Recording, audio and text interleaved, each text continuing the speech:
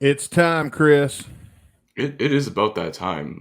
Ladies and gentlemen, welcome to the season 3 finale of Guns and Radio. Year 3, you're about to put it in the books. How crazy is that, man? 3 years of Dude, this it's show. wild, man. And we're finally here. There's been so much anticipation and so much excitement And a for lot our of season excitement. three. Building it up with the first half of the top 10 moments of season 3. You're going to hear the final top 5, or sorry, not earlier, later on in this episode. That's right. We're going to have that. Plus, we're going to be invading the old 77 podcast. And we're going to hang out with those guys and we're going to bring you old 77 right here. Like, we're going all up in their studio. Like, we can't Literally. stop it. We can't be contained. You It's, can't, it's man. that's the kind of episode this is. And I'm going to tell you something right now, Chris. Nothing can kill the vibe we got going today. Not nothing. You can't stop us. You Can't cannot. stop it.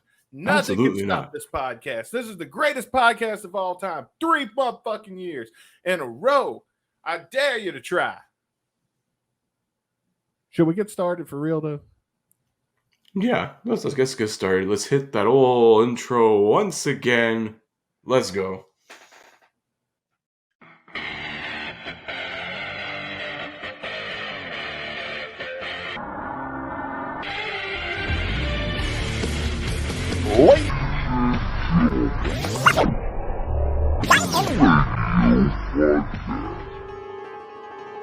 Hey guys, you thought you were just gonna have a season finale and forget all about me, but I guess not, because now there's not only am I gonna take over the season finale, but I'm also gonna keep all of Chris Caputo's money. Hold it right there, asshole.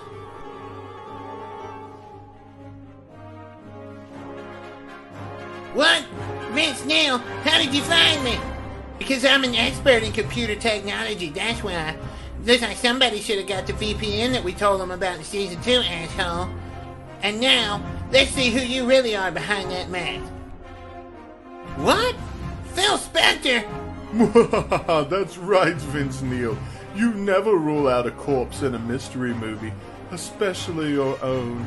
But now, I'm afraid your time is up, and it's time for you to die.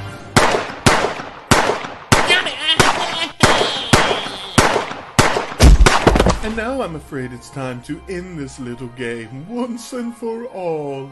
Oh, Philip, What? you can't kill what's already dead.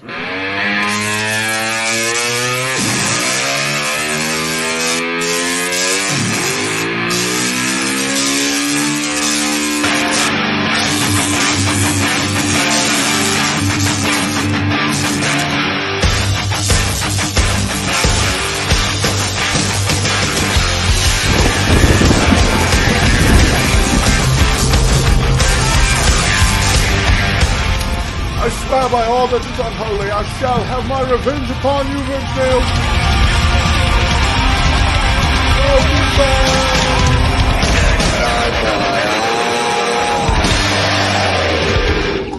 Well, that settles that. Hey, what's that over there? That must be all of Caputo's money. Whoa, dude, that's like totally a lot of money, bro. Are we gonna give it all back? Hell no. Right on. Well, what are we gonna do with it then? Like, I have totally got an idea.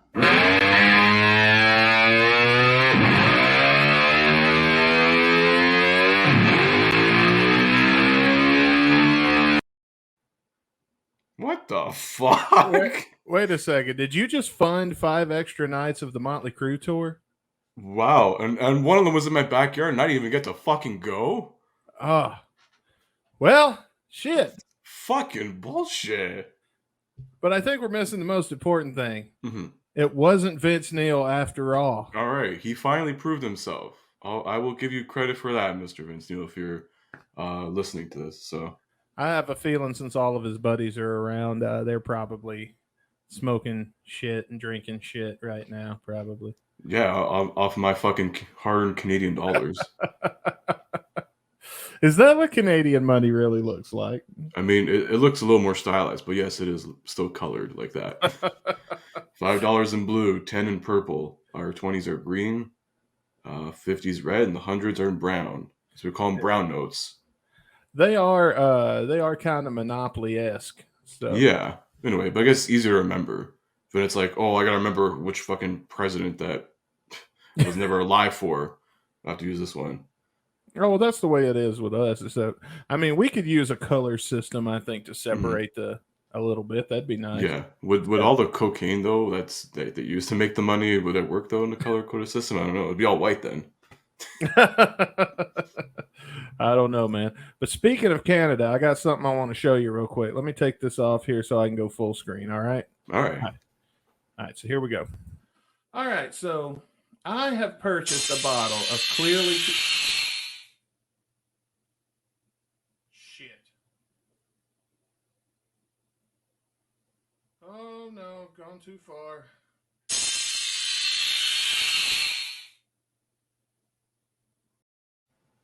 What the fuck just happened? What the fuck? Did we just join the multiverse? What the hell? Okay. Okay. We got a season finale to record. Okay, I'm gonna go back on full screen again. All right. Now I've got a bottle of clearly Canadian here, and I'm gonna try it for the first time. This is water fresh from Caputo's home country here. It's very bubbly. Look at that. Look at the bubbles just rising to the top and congregating. A little bit of the bubbly. Like a bunch of friendly old pals that Canadians are known for being. All right. Yeah, that's what we're talking about. All right, here we go. Let's see if it makes me say a boot. Okay.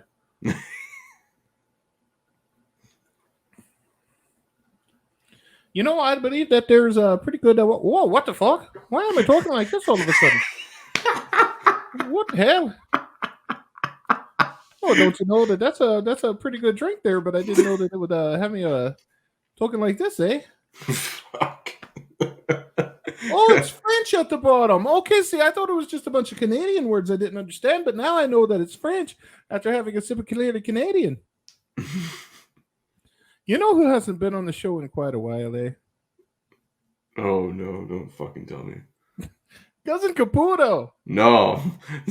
You made that up. Gary Caputo, eh? No. He's been on here in quite a while, eh? I tell you, so don't you know? This is good. It's what flavor is this? It's from Framboise de Champagne. Champagne? Framboise probably sounds it's like a berry, I think. Framboise de Champagne.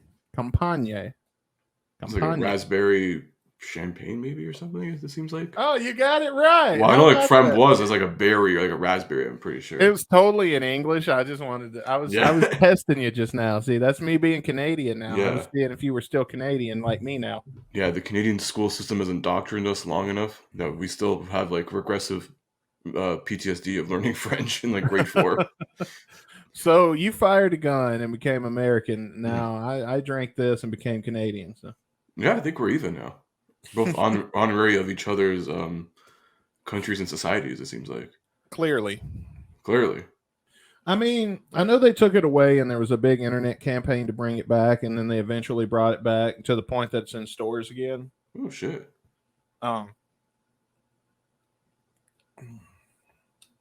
It's like a White Claw flavor that doesn't suck. But it tastes like it just tastes like a White Claw. Really? Just without the alcohol? I mean, well, you can't taste the alcohol in a White Claw anyway. That's true. You'll feel it afterwards. Yeah. Am I going to feel the Canadian in this afterwards? Is that maybe? A little bit of Canada is now inside of you. I'm going to go start holding doors open for people, and you're going to start saying sorry and letting people in when they actually use the indicator. And let people in when what? When they're like using the indicator, it's like, oh, go ahead, butter. No problem. Listen, don't worry. Oh, you were at the stop sign first. That's okay. Friendly in traffic. Most of us are. Some of us are fucking douchebags, but yeah, we're not here. You got to be an offensive driver in America. I've never driven in America, but like I've heard that before. Oh yeah, like you got defensive drivers. It's what they teach you to be in school. Yeah. Everybody's an offensive driver, and you're either driving with them or you're driving against them. Mm-hmm. And yeah, that's that. But later on tonight in the show, we're going to be listening to Coma. Does this even have a music video? There is no music video. I mean, if there was, it'd be very fucking long because this is the longest song in GNR history.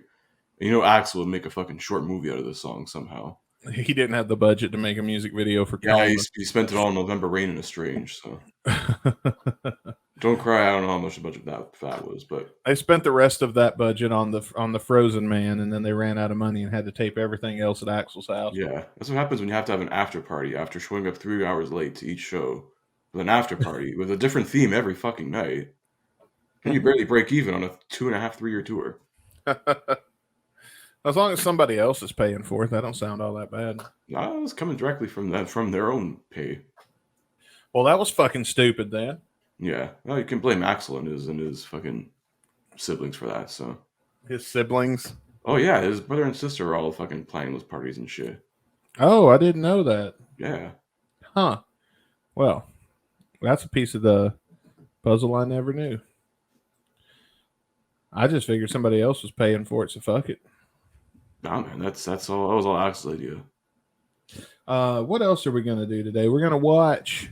It's been 20 years. Yeah, I know the date's passed right by the time this airs, but we said fuck it, we gotta watch it. It's like ingrained in like GNR history. Like so many what ifs from this moment. Yeah. The 2002 VMAs performance. This was what should have been like the kickoff to like the big North American tour, the big kickoff to, you know, probably would have been the best time for Chinese democracy to come out at this point. Like people actually gave a shit about Guns N' Roses still in 2002. Now it's like, yeah. But 20 years later, it's just. Now, to our credit, it's 20 years ago on the day that we're recording this. Yeah. I mean, 20 years and what, a week? Rough, 6 days. Yeah. It's good to have that 6-day buffer time so everybody else can talk about it. We can tell you what's really up. Yeah, we can bring it back up again and just post like photos and shit and all that stuff. Man, 2002, bro. Even like looking back, like the original plan was we somehow found the entire 2002 VMA show. We're gonna watch most of it, maybe not all of it, but some of it, like parts of it, whatever. But like you just look at it, music from 20 years ago, and you look at like now, it's like what the fuck is happening?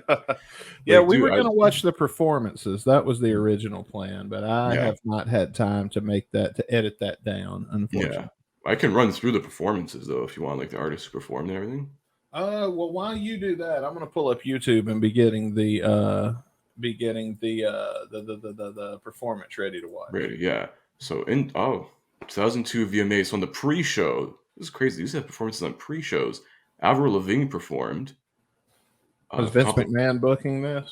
No. No. No, like would have been a 3-hour kickoff with nothing but highlights. If that was the case. It's like the kickoff to the Super Bowl. It's like, oh wow, they're going into the locker room. Oh my god, get ready. Here comes another thing. Yeah.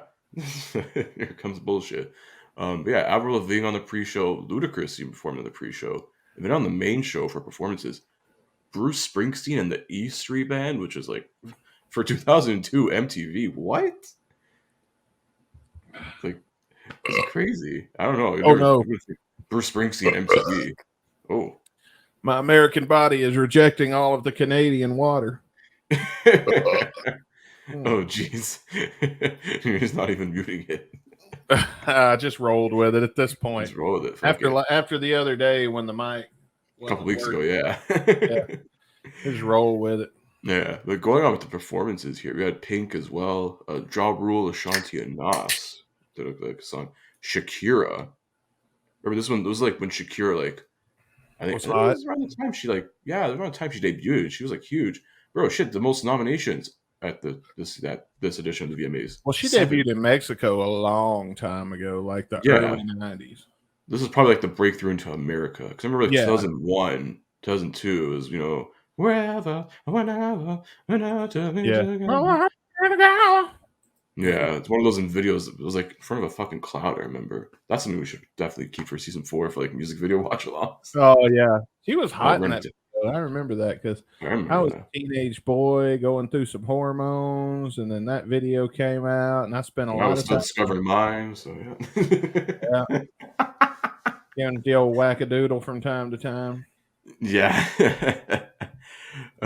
And following that up, you had Eminem as well doing performance. You had then known as P. Diddy, whoever his fucking What's name's he gonna change called now. now? Now, if you go to Wikipedia, it says Sean Love Combs, also known as Puff Daddy, P. Diddy, Diddy, or Puffy, or Stay No, Puft the Marshmallow Man, or you something get else. you gonna be Puff Daddy. Okay, we're going back to Yeah, Puff Daddy. yeah. Where's the gavel? Oh, here it is. Puff Diddy Daddy Boy, something. There you go. That still doesn't sound very gavel smackingly. Yeah. Yeah. You gotta go a little harder. Just get like a sound effect or something for that, maybe. Why, when I have a gavel? Cling. Cling. Turner. Just start playing the fucking Caputo score theme. All right. So let me ask you something. You know, we have the People's Court. Do they have the Canadian People's Court on TV? I don't think there's a Canadian version. We just got your feed. That was it. Oh, Our I court's was fucking really boring, hoping there would honestly. be the Canadian People's Court. It's fucking boring. It's boring. It's boring as fuck. You don't want him to see it. Yeah, court shows suck. Honestly. That's why I had to put some fucking reality TV juice in there to make it actually fucking interesting. I know it's bullshit because when we did Jerry Springer, they asked us to stick around and do Judge Mathis. Judge And alas, for the money they was offering, we couldn't do it. Yeah. Oh, man.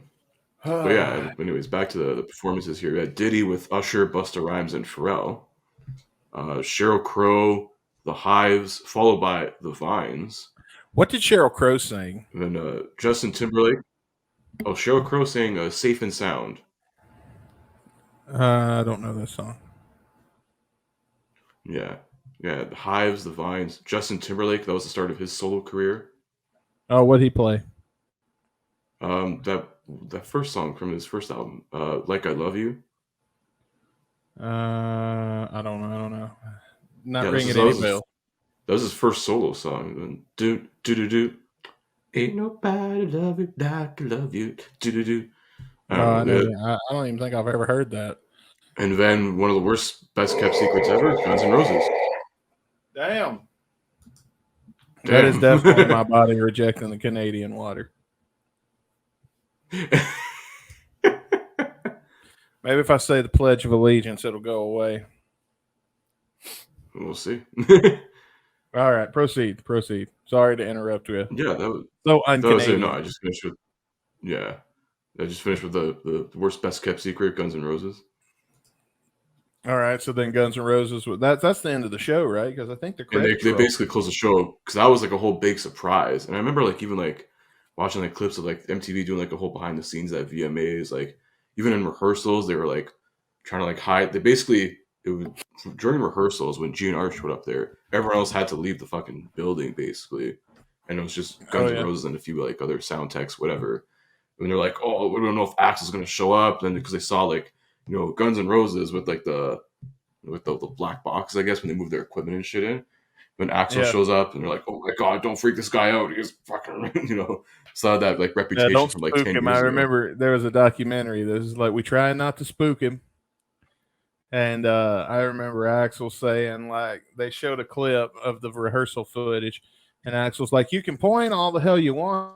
I can't hear a fucking thing you're saying.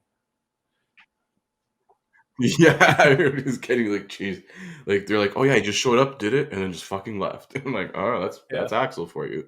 Also, whoever has that rehearsal footage, motherfucker, leak it already. Or just send it to us. We won't tell nobody. We won't leak it. Yeah, no, we won't. I'll keep it in my Dropbox. I really won't. I'll keep it. I'll watch it, and we'll talk about it on the show. Yeah, we saw. I don't want no drama. God knows. So Yeah, we're gonna get roasted on the fucking forums. These fucking guys, man. Fuck you. That's fine. I won't see it. You want to go ahead and watch this? You want to watch the VMAs? Yeah, let's watch this. Let's watch the medley. This was, the opening salvo of what should have been the era of Chinese democracy. All right. Well, shit. I shared the wrong screen. Didn't we do this last week? Son of a bitch. I think so. I don't know if it was on air though. I can't remember if this was a whole thing. Oh yeah, we were off the air. Yeah. We'll just get rid of that. And here we go. If you're watching along with us in 3, well, there we go. If you're watching along with us and you're not on Spotify, in 3, 2, 1, play.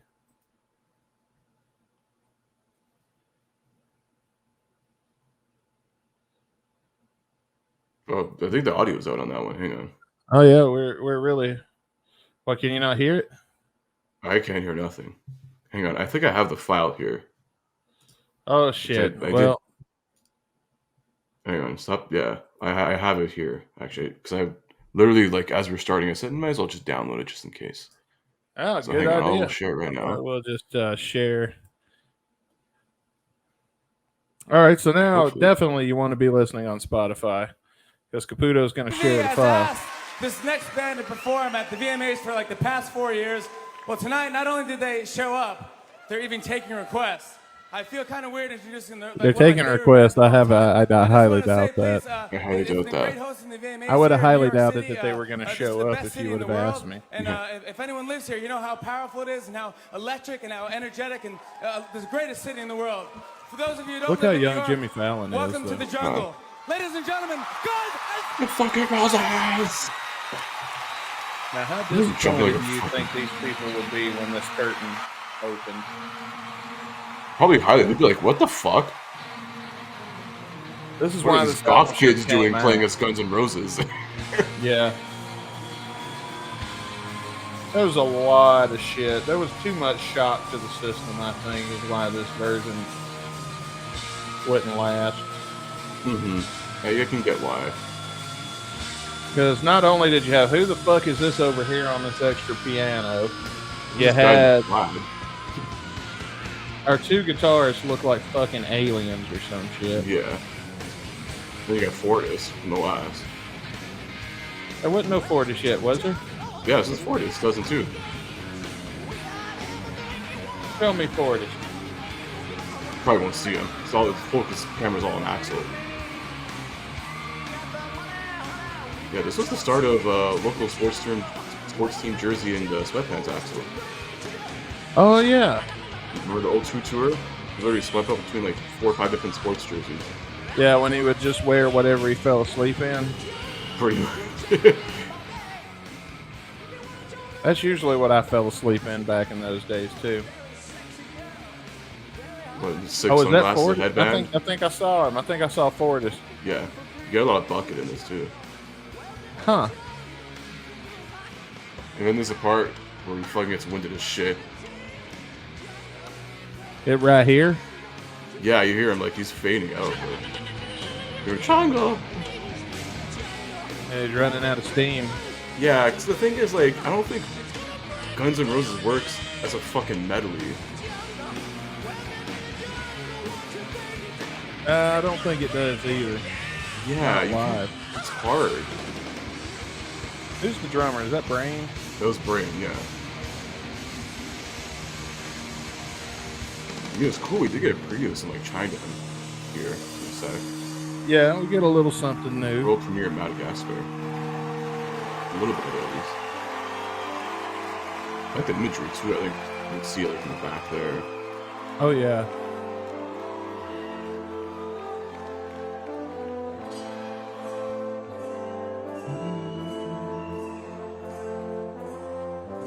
People were like, "What the fuck is this song?"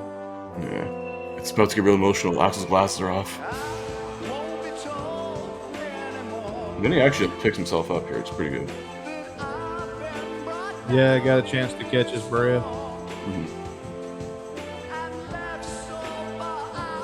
What's worse, this or New Zealand? Or Iceland? Iceland is forever the worst.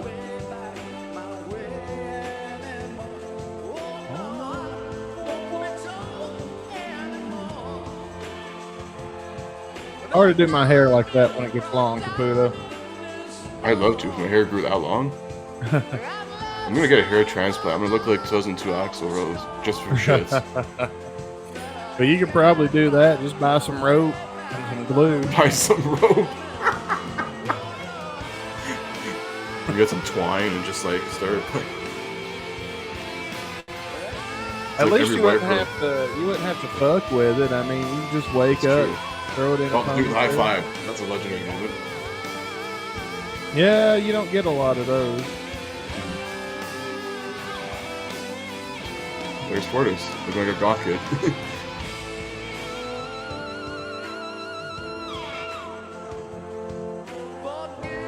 Oh, look there. I know that one. That's Busy Reed. Yep. Dizzy with the new logo on the fucking the shirt there. Guy wrote the new shit, man. Yeah.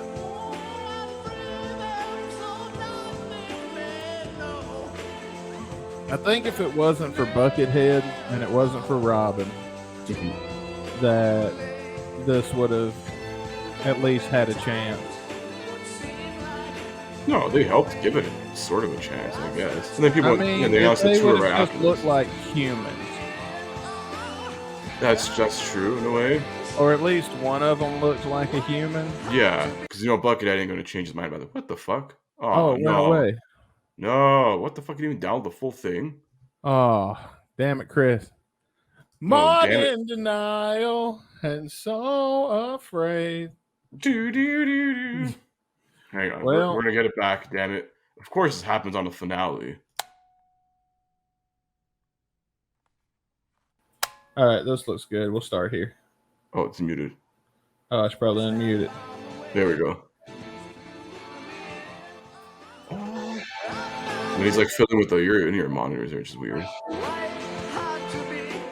He was doing that a lot back in these days. Oh, he always did that. Those days especially. I don't see him do it that much anymore. Maybe they finally figured it the fuck out. I hope.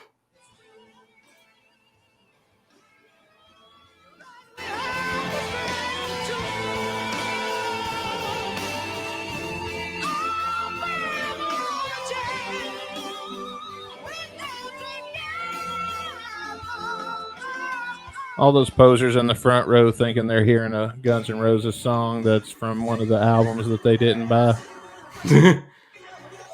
Oh, look, it's the one song my dad played when I was like 4. Oh, yeah.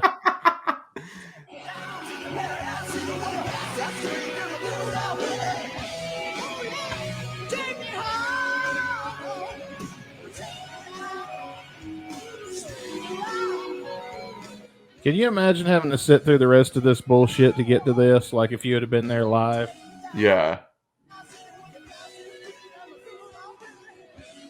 I don't know. This might have been the greatest concert in the world to somebody in the front row. The greatest 9 minutes of your life.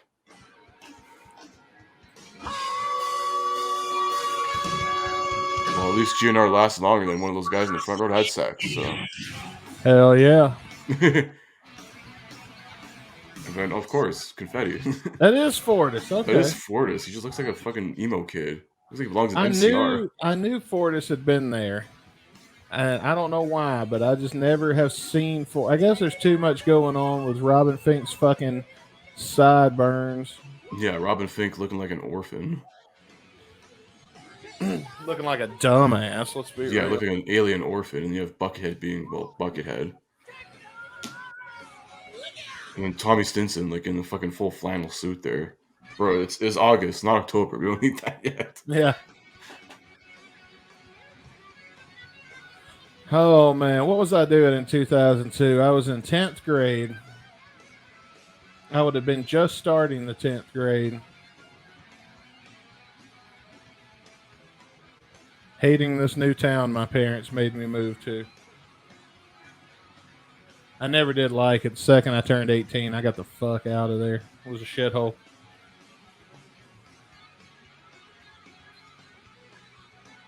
What about you? What were you doing in 02? 02 was probably like in the second or third grade. Second Just playing grade. video games mostly. I think I had a GameCube back then. That shit was awesome. Oh, ancient. Yeah, very. Now it's ancient. You know what my first video game was? What was An that? Atari. Oh, Jesus. God. And then mom and dad got me a Nintendo. Not a Super Nintendo, an NES. Yeah. Everybody! Chris Caputo! Guns and Radio Podcast! Watching 20 years down the road. That's what he's talking about. Oh. Yeah. Round one. You did the round one thing. I was like, oh, what would have been?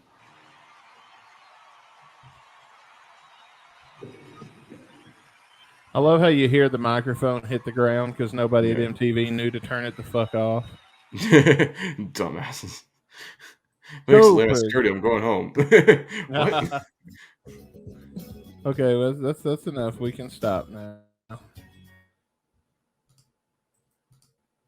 I don't give a fuck about Discover. Go fuck your Discover card.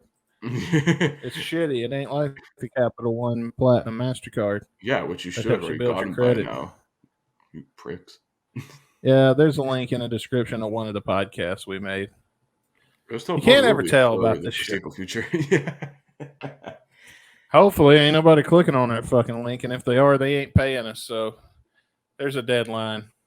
Damn right. But yeah, that was history, man. 2002, Guns N' Roses surprise performance. You know, Axl doing the round one, and then like, you fucked up the start of the tour, and then you fucked up the end of the tour.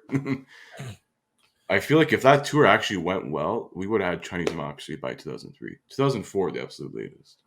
Yeah. Yeah. And that would have been interesting to see because Revolver released their album sometime around 2004. Having those two compete, that would make for an interesting sales thing back in the day when people used to buy fucking CDs. Yeah, I do agree.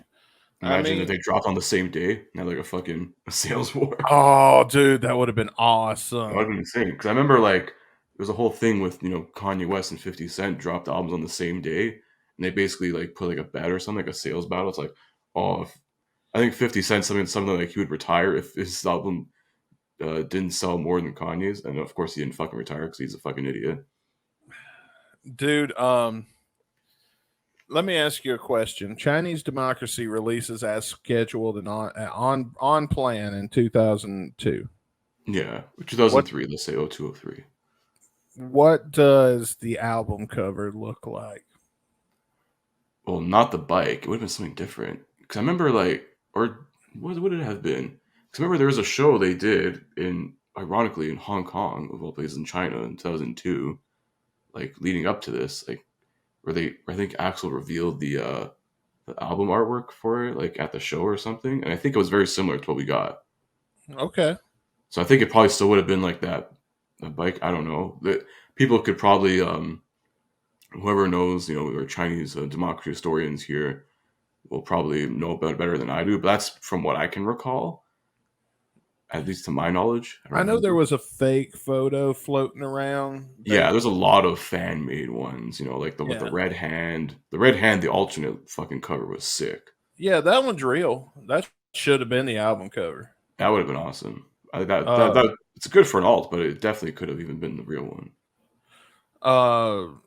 Let's see. There was the grenade.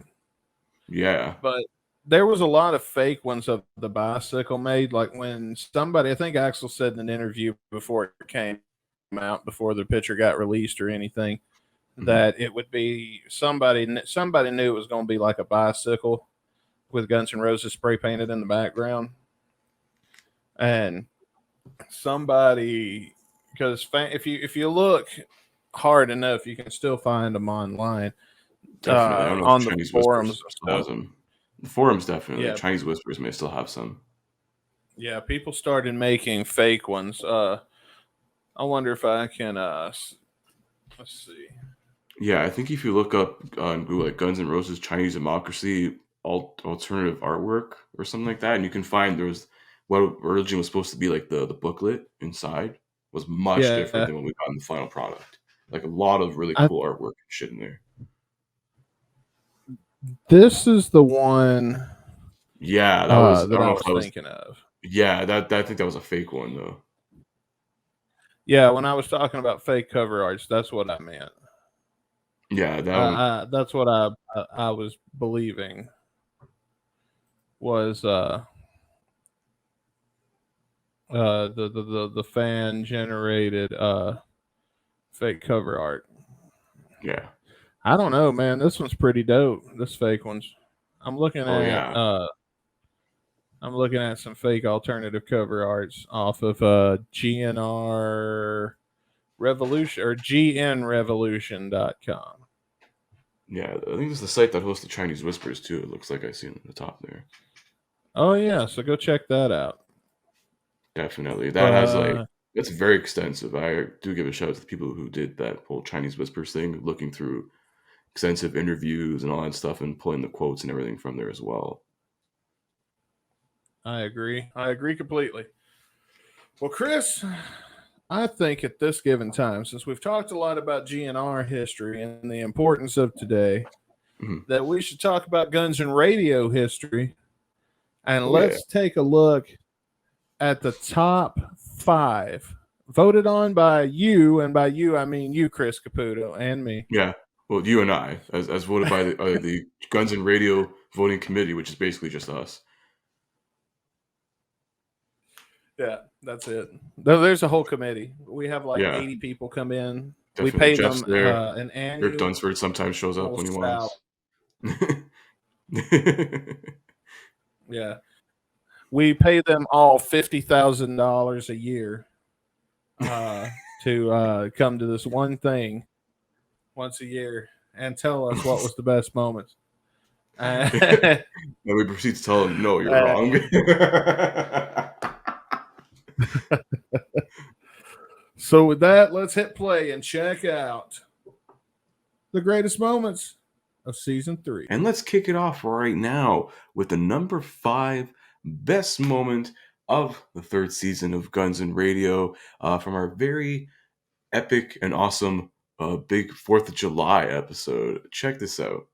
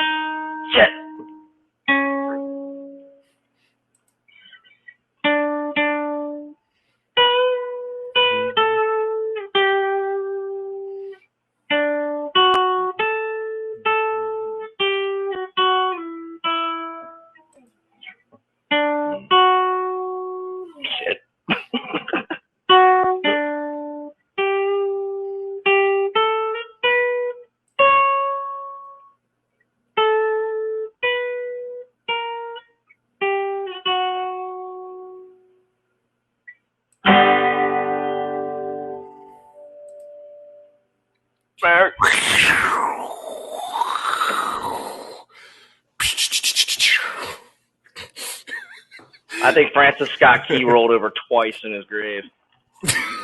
Best national anthem ever. The best in the history of this podcast. I do that for the boobs and the beer. America. Yeah. And the bussy. God bless America. Our number 4 greatest moment of season 3, we played a little game where I showed the guys some photographs and they had to make a very interesting decision as to what they were looking at in said photograph.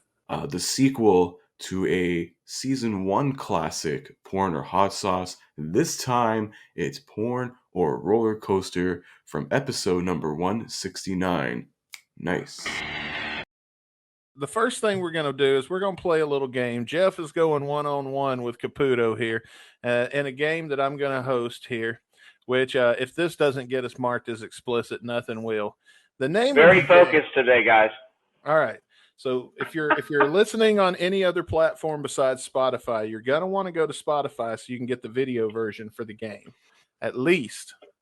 And the game is called Porn or Roller Coaster. All right. There's I'm going roller coaster. I'm also going to go roller coaster. It looks like there's something that she's on the seat somewhere. Okay, you guys are both saying roller coaster. Okay. Well, let's get. I'm also uploading these in real time. All right, so everybody says roller coaster. Yeah. Ah, it's a roller coaster. Here's our next photo. Oh, see, this is okay. Is this from a Fuck. porn? This one's tough. I'm gonna go with haircut and eyebrows. I'm going with porn. Porn? What do you say, Chris? I mean, yeah, the eyes are rolling back of the head, fucking Undertaker style. It looks like it. You know what? I'm probably. She looks like too. she's ready to take the other side for the train. Yeah, she's doing like the ooh woo face, you know, like all these friggin' like 14-year-olds. Her mouth says the train's coming. Choo choo. All right, so everybody says porn. Yeah, I think that's a good O mouth actually. So I mean, who knows? Yeah, that's porn. I'm gonna say based on the hair and the reverse of gravity, this is a roller coaster. See, this could be I tough. could be. This Wait could a be minute. Hold on. Roller coaster. Yeah. I'm I should have cropped this one a little fucking better. Yeah, I don't know, but what if she's like, you know, upside down and like, you know, she's pretty tough. You've watched too much porn, Chris. You've watched too much porn.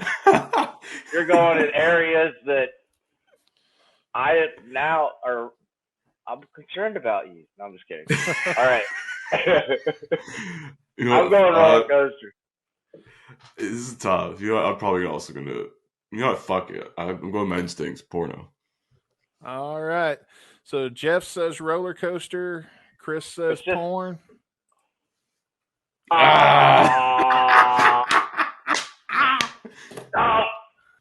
Let's see if this next one is having as much fun as the last one. Oh, that's a no face. I'm going with porn. Yeah, that's definitely porn. Definitely porn. Okay, both of you guys. The package has been whipped out, and she's in excitement already. That or she just got her order wrong at Burger King. That is the face I make when they fuck up my order too. But you put pickles in there. It is from a porn. Yep. Porn roller coaster. I'm gonna go roller coaster because I don't know who would be squeezing their eyes. It looks like the wind's like shooting something there. This could be my time. This could be my chance to tie again. Oh man! But I could be wrong. You make a point, brother. Yeah, because I'm just thinking her forehead. It looks like it has gravity pushed against it. Yeah. That or it could just be the headboard.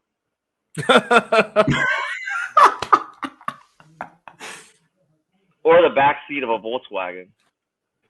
That's true. She got her fucking face pushed up against there.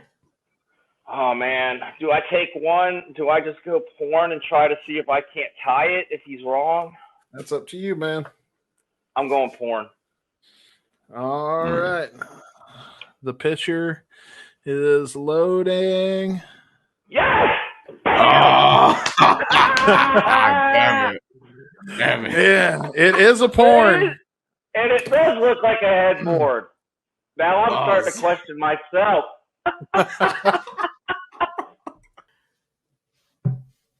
Here we go, ladies and gentlemen, the top 3 of season 3, and this one's a very special one. It didn't technically happen on our show, but it was a crazy crossover between us, Tara and Robin from Nothing Lasts Forever, and the boys from the Buckethead podcast. And they found and read some very interesting Guns N' Roses fan fiction on this night. So let's take a look at that. Hold on a second. I just found a Guns N' Roses erotic fan fiction starring Slash. Yes. And Shawn Michaels. Whoa! The heartbreak. Here we go. Yes. Wait. Shawn Michaels, the wrestler. Yes, the Shawn Michaels. God. I know, my brain just exploded. He always picks the blondes, and never the same type of blonde. Each one was a little different. Some of them were women. Most of them were men. All of them being platinum, strawberry, though all of them were always dirty. Today Are was you no not? exception. You're writing this right now. No, put it in the we're chat. reading it. We're reading. Read it. We had just finished our set to a hot crowd, and after noticing that cigarette had fallen from my mouth and into my pocket where it had burned a sizable hole in my jeans and on my leg, I just wanted to get back to the hotel. Thankfully, he was able to piss it out. Yeah. Yeah, just slash problems right there. Just that cigarette right out. Not that I said anything against going out to do what we normally did. I just silently hoped Axel would decide to call it an early night. No such luck. I looked over to our front man who fell silent suddenly. He must have someone in mind. I glanced out the window at the people passing, wondering what one he was looking at. Stop the limo, Axel said, knocking on the separating glass window. He then rolled the window down, sticking nearly half his body out of it. Come here, love. We'll give you a ride. What? Me? With all of you in there? Oh, yeah, babe. All of us. Even Steven Adler? That's my favorite line. My favorite line. My favorite line. Best screenplay.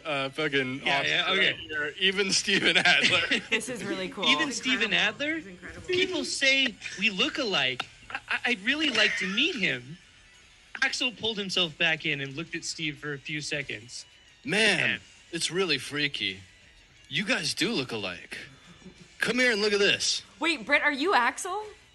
Man, step nice. aside. I am seeing this, Steve said and pushed Axel out of the way. There was a brief pause, and what I think were a whole bunch of, oh God, it's Steven Adler.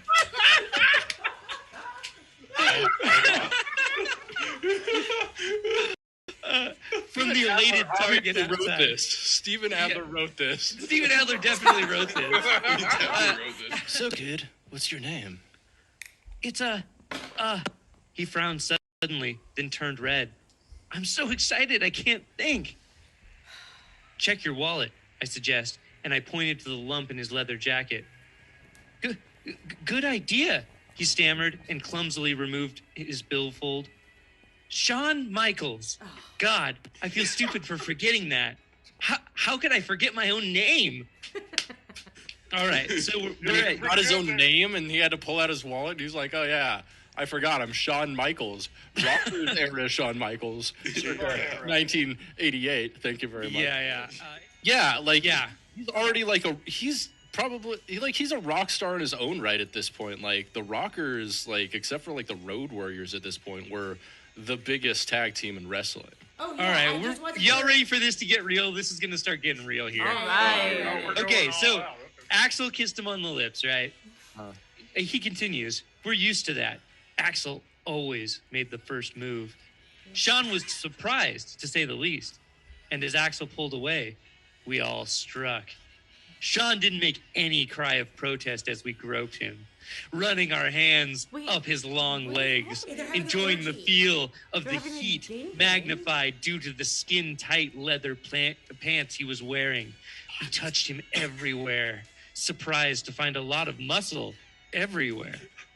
Shawn Michaels, that name did sound familiar. Ah, well, we shucked off the leather jacket and pants, sitting back to enjoy the beauty before us. Shucked him. Shucked it like Straight an shucked oyster. him, dude. Like a corn shucker. Yeah, took off those knee pads, took off those fucking. Yeah. Damn. Sometimes Axel has truly excellent taste. Take Right Now, for example. The man he picked for us tonight had a tight, toned body with nice long legs and long, soft, So in this fluffy universe, blonde Guns N' hair. Roses goes out every night to find a dude to fuck. Wet. And a real sense of modesty. But then again, given that we're 5 horny guys sizing him up like tonight's dinner, that would make anyone blush. There's 5 of them. Steve pushed Axel out of the way, kissing Shawn hard on the lips. I can't tell you What a turn on that was. Wait, who? Oh, it's POV Slash? So, this is the perspective of Slash. Apparently, Slash is into people fooling around with Steve because they look the same? I don't know. The rest of us soon got tired of watching, heading towards various parts of his body. We were rewarded by his moans as we ravished his body with kisses, licks, and sucks. He tasted sweet on our tongues, his soft groans music to our ears. Guys, Axel said, pulling away from Sean's quivering body. poor Sean's naked, and here we are, fully clothed. Oh yeah, despite the throbbing prick in my pants, I had forgotten about that. Looks like the rest of us did too, but that was soon remedied. The air grew thick with our arousal, as did the sounds of our panting. It quickly became a sea of sweaty flesh mashing together in passionate embraces. Sean pulled away from kissing Duff to finally speak. How's this going to go? I've never really had sex with a guy before, so five of you. Oh, don't you worry about that, Sean. We'll take good care of you. Well, Axel's right about that. We will take good care of him. Axel slid on the ground on his back, putting his feet up on Sean's hips. Go in nice and slow, all right? Our blonde guest nodded, grabbing onto Axel's upper thighs for support as he slipped his erection deep into our front man.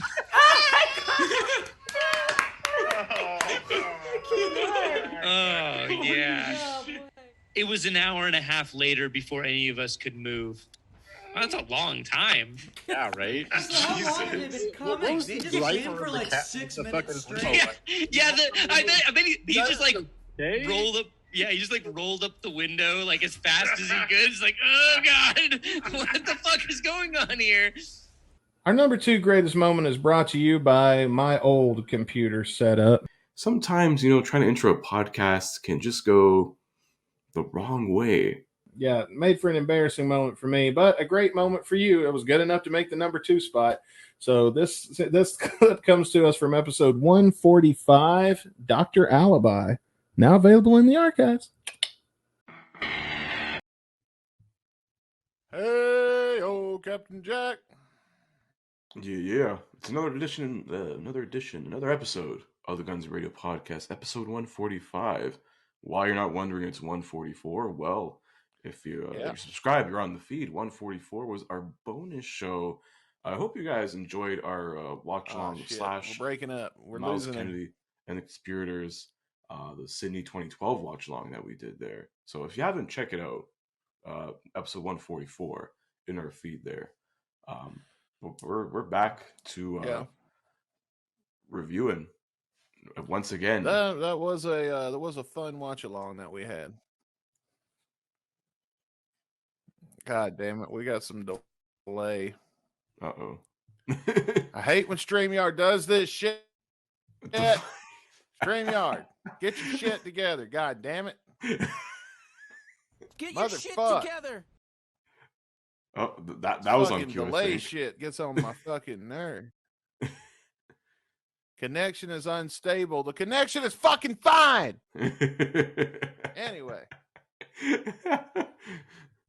We're unstable. That's what it is. Your ass is unstable. You're unstable. Your mom's unstable. Fuck you. Ah! Too old for this shit. Easy there, Murtaugh. Oh my God, now he's down it. Ah!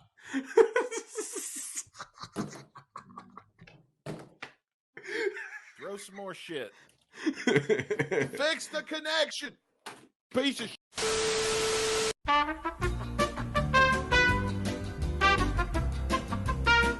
There we go. Ladies and gentlemen, we're back. We're back on cue, I believe now. We're in sync again, so this is good. Oh man, we should do it live. And then all this shit, man.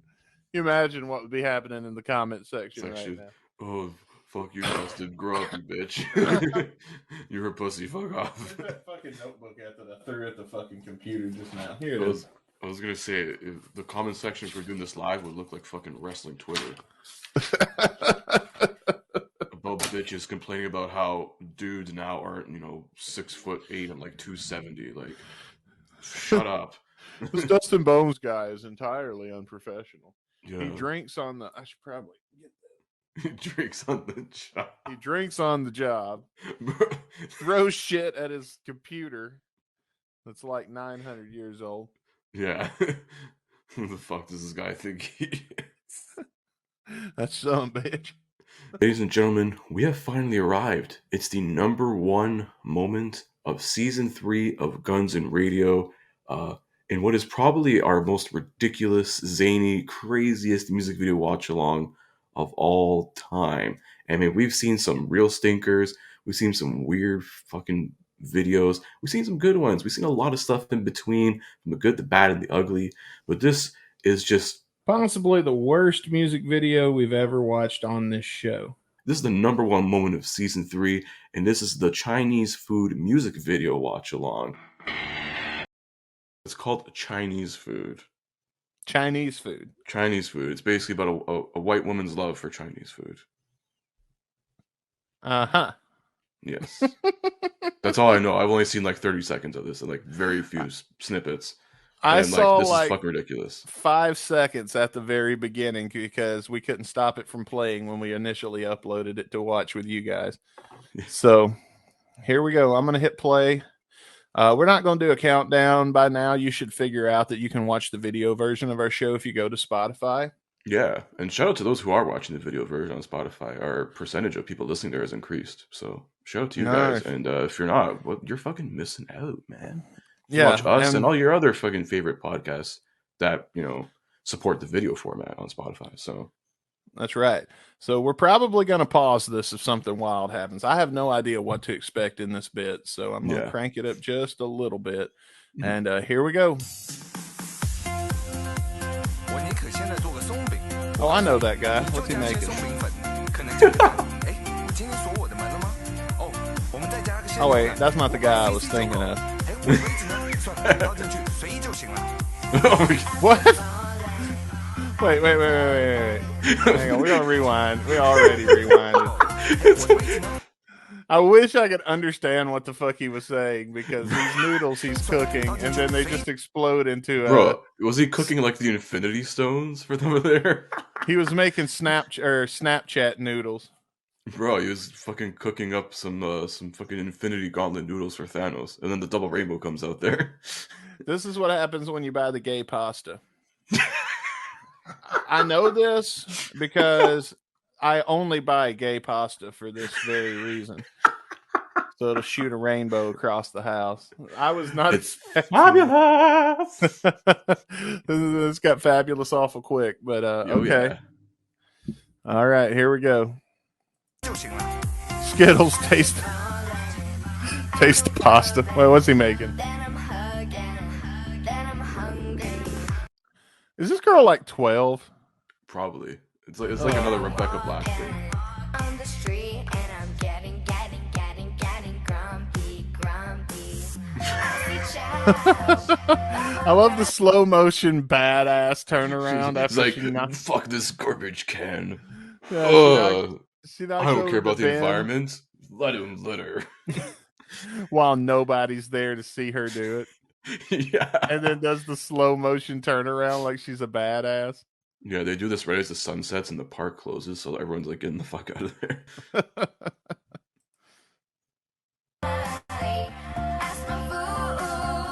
What the fuck? Some kind of euphoria from knocking over this band. No, she saw Chinese food. Oh, okay. Yeah. Wait a minute. You didn't see this like 10 minutes ago before you knocked over the shit while you was throwing a bitch fit? Yeah, what the hell? Do you have like a vision problem? It's got tunnel vision, but in one eye. This eye just goes blind. I'm going to rewind this just a little bit so we can give this girl a mental health diagnosis here. Let's see. She's like Beyonce. Whoa. She only looks to the left. That's it. Is this supposed to be ridiculous? I think so, yes. I hope so.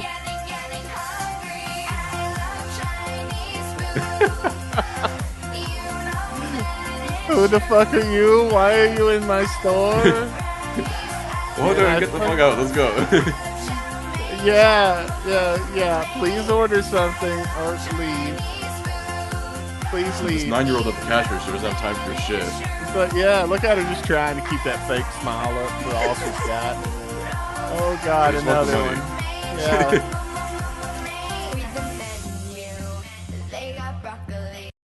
Oh God, I fucking hope so. Hang on. We made too much fucking progress to accidentally click rewind away. Move. It's like making it rain. What? Doesn't that make sense? You're supposed to do that with money to look like a badass. Yeah, you don't make it rain noodles. That's so okay. Look, we do this. Racist? We do this in real life. Yeah. In music videos, you need a stack of cash. Yeah. Or maybe yen. I don't fucking know. Well, that's Japanese. The Chinese dollar, I don't know what it is. Is it the won? Maybe. Possibly, or is that South Korea? I'm not sure. Alexa, what kind of currency do they use in China? The won. Oh, the won. Okay, so you were right. Yeah. All right, let's get back to this bullshit. She's like punching numbers. Yeah, you're gonna pay. You rich. You got money. $50. Oh yeah, I love how every time the girl turns around, the girl. She's doing dirt off her shoulder. What are you, Jay-Z? None of this looks appetizing, by the way. Chicken wings. Okay, listen, bitch. Chicken wings are not Chinese. They sell them at Chinese restaurants, but who the fuck orders them? They give them away for free. At least the one near my house. Like, yeah. You have a big order, we give you Chinese chicken wings for free. I'm like, no one fucking wants chicken wings from a Chinese restaurant. They'd rather get them from a pizza joint than a fucking Chinese restaurant. She's ordering off the kids' menu. Bro, people go to Chinese restaurants for all that MSG, and that's it. Exactly. Yeah, I wouldn't call it beautiful. I mean, yeah, Chinese food is good. Yeah, it depends where you go, though. You don't need chopsticks for an egg roll, you stupid bitch. Yeah, now they're just merging like Asian cultures now. Yeah. It's like, bro, they're different in ways, man. They're not all the same, you fucking racist. Jesus. You can't tell her that. It's fucking angering me. Yeah, get you up out of that pudding you were just mixing up with those chopsticks. Were there like dumplings in there? I don't know.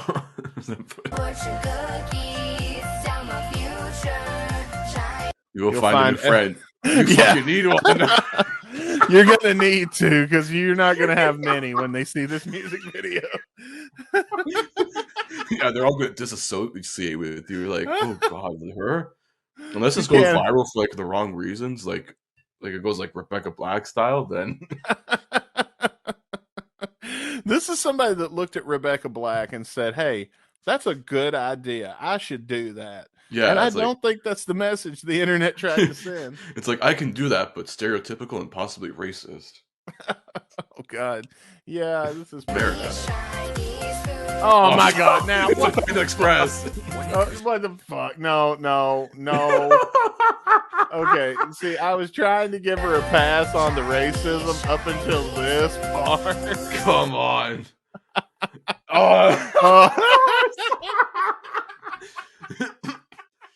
You're friends with a panda. Those things aren't friendly. They eat people's heads off. You know that panda will fucking kill you, right?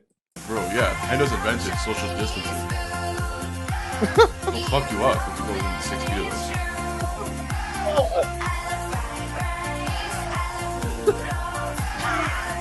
them. Listen, man. Okay. Listen, kids. We need to make a public service announcement. Children watching this, first off, fuck off. Secondly, if you're still here and you're like 12 years old and approached by a man in a panda costume and he's trying to get you to leave the restaurant with him, it ain't a frolic in a fucking field like this video. That's the sexual harassment panda right there from South Park. Oh, I forgot! Sexual harassment panda. I think Chris Hansen needs to get paged on this. I hope somebody tags Chris Hansen in the comments on YouTube. Should get him to do a cameo and look at this and be like, "Yep, it's definitely a predator." Oh man! Oh, look at her trying to tickle her and shit. Oh, I can do back. I don't like this. Yeah.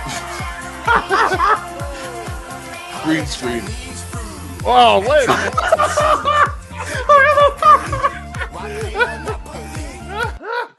Bro, you just compared. Oh, come on. That's fucking racist. That's so fucking racist. Dude, look where it lands. Oh, he's playing Monopoly and it lands on Oriental Avenue. That is fucking racist. I'm sorry. I didn't even notice that. I haven't even looked back up since you took off the mask and I had to pause it. What?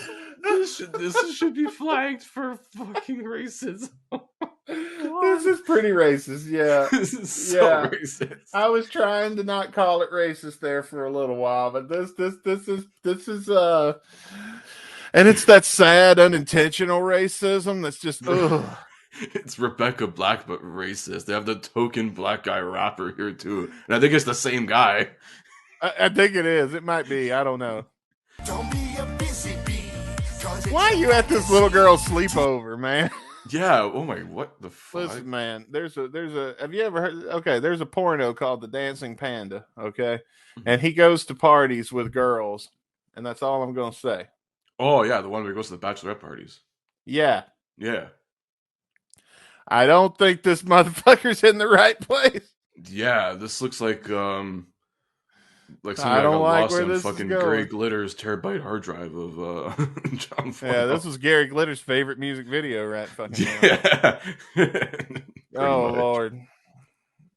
Here we go. And he's doing all this shit. Was it just doing all that shit? And there's a poor Chinese girl or Asian girl behind him, like cringing, like. And then he's got the fucking hat on there too. It's like, oh come on, that just evokes like weird vibes. Why is it looks like he's in a diaper? And that's why, yeah. It looks like he's wearing sweatpants and one of those big thick hoodies, and now he's in a diaper. He's wearing like leggings, like sport, like athletic leggings underneath a pair of shorts. Oh my god, this is awful. I use chopsticks. Chop that. Listen, man. So much Okay. emphasis on the Parents, anybody out there with children, get a good look at this man and don't let him near your children. Yeah, force your local police department to put him on the registered sex offenders list at this point. Yeah. He's coming for anyone with no talent. Oh yeah. That looks like Jello. No, that was sweet and sour. I can tell you that. At least that. I've seen better sweet and sour. Oh, what the fuck? Bro, this is literally the most racist thing towards all Asian Oh my cultures. god, this just took a fucking hard right. Like every time I think it can't get worse, it finds itself. No, I don't want to see a grown man dressed as a panda. They're like lightly tapping it. Bunch of fucking preteens. No. Now he's coming downstairs, like he's been upstairs with it. Oh, this is his house. Here, have a fortune. Here's your fortune. Yeah. Oh, come on. That's terrible CGI. This is just awful. What? Oh my god, even more racism. All right. Yeah, of course we got to have a gong in there. Yeah. Wow. That was horribly racist. My god. Jesus God. How do people find these things on the internet? Hey, Chris. Yeah. We're going to play a game real quick, okay? Oh, wow. We got a games for the finale? Yeah, just a quick one, okay? It's called Guess What's in My Pocket. All right, I'm going to stand up. I'm going to get my leg out here. Right. I'm going to adjust it kind of for you here. Yeah. Actually, let me move it a little bit to the front here so you can see it. Oh. All right, can you guess what's in my pocket? Tommy Lee's dick. You're pretty close. You want to guess again? It's a fucking penis, isn't it? I'm not gonna pull my penis out on the show. Looks like it's just a stick of something. I don't know. All right, let's see if I can make it shaped. It's shaped like this. It's a fucking it's not your wiener. It's just a wiener. Wrong. Oh, I was getting close. I was like, I'm trying to go for like the phallic shaped things I can think of, and of course, the good old banana bit. Had to bring it back one more time. It was a banana. It was my banana. It was banana all along. That shit was bananas. BANANAS.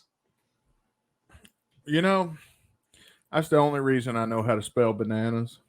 Because of Gwen Stefani? Yeah.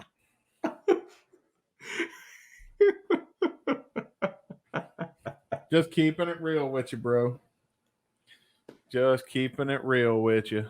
Hey, man, music helps us learn fucking words, you know. Let's try something here. I'm going to play a video, but I'm not going to put it on the screen.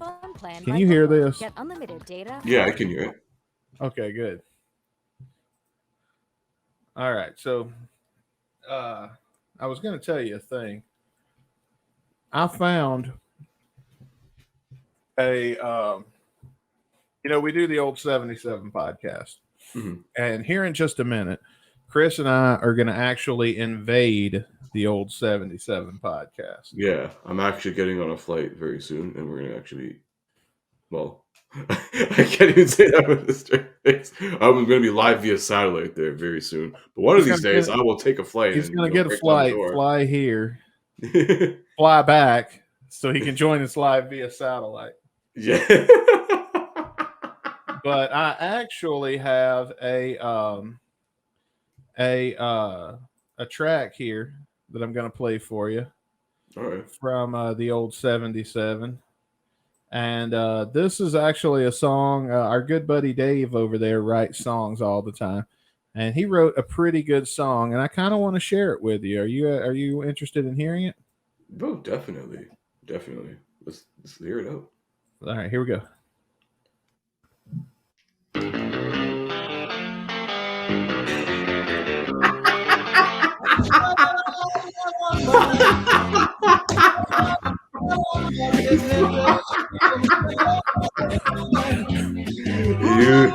You son of a bitch. Because I can't see it. I actually kind of felt for it. Oh man, we can get down to this. I should have had him play this for you I should have him play this for you when we invade. All right, just that's enough. I don't want to give too much of my buddy's song away on the podcast. Yeah, wasn't also Motley Crue's new song one time? No, dude, that's by Dave. That's not Motley Crue. Well, it's been used so many times.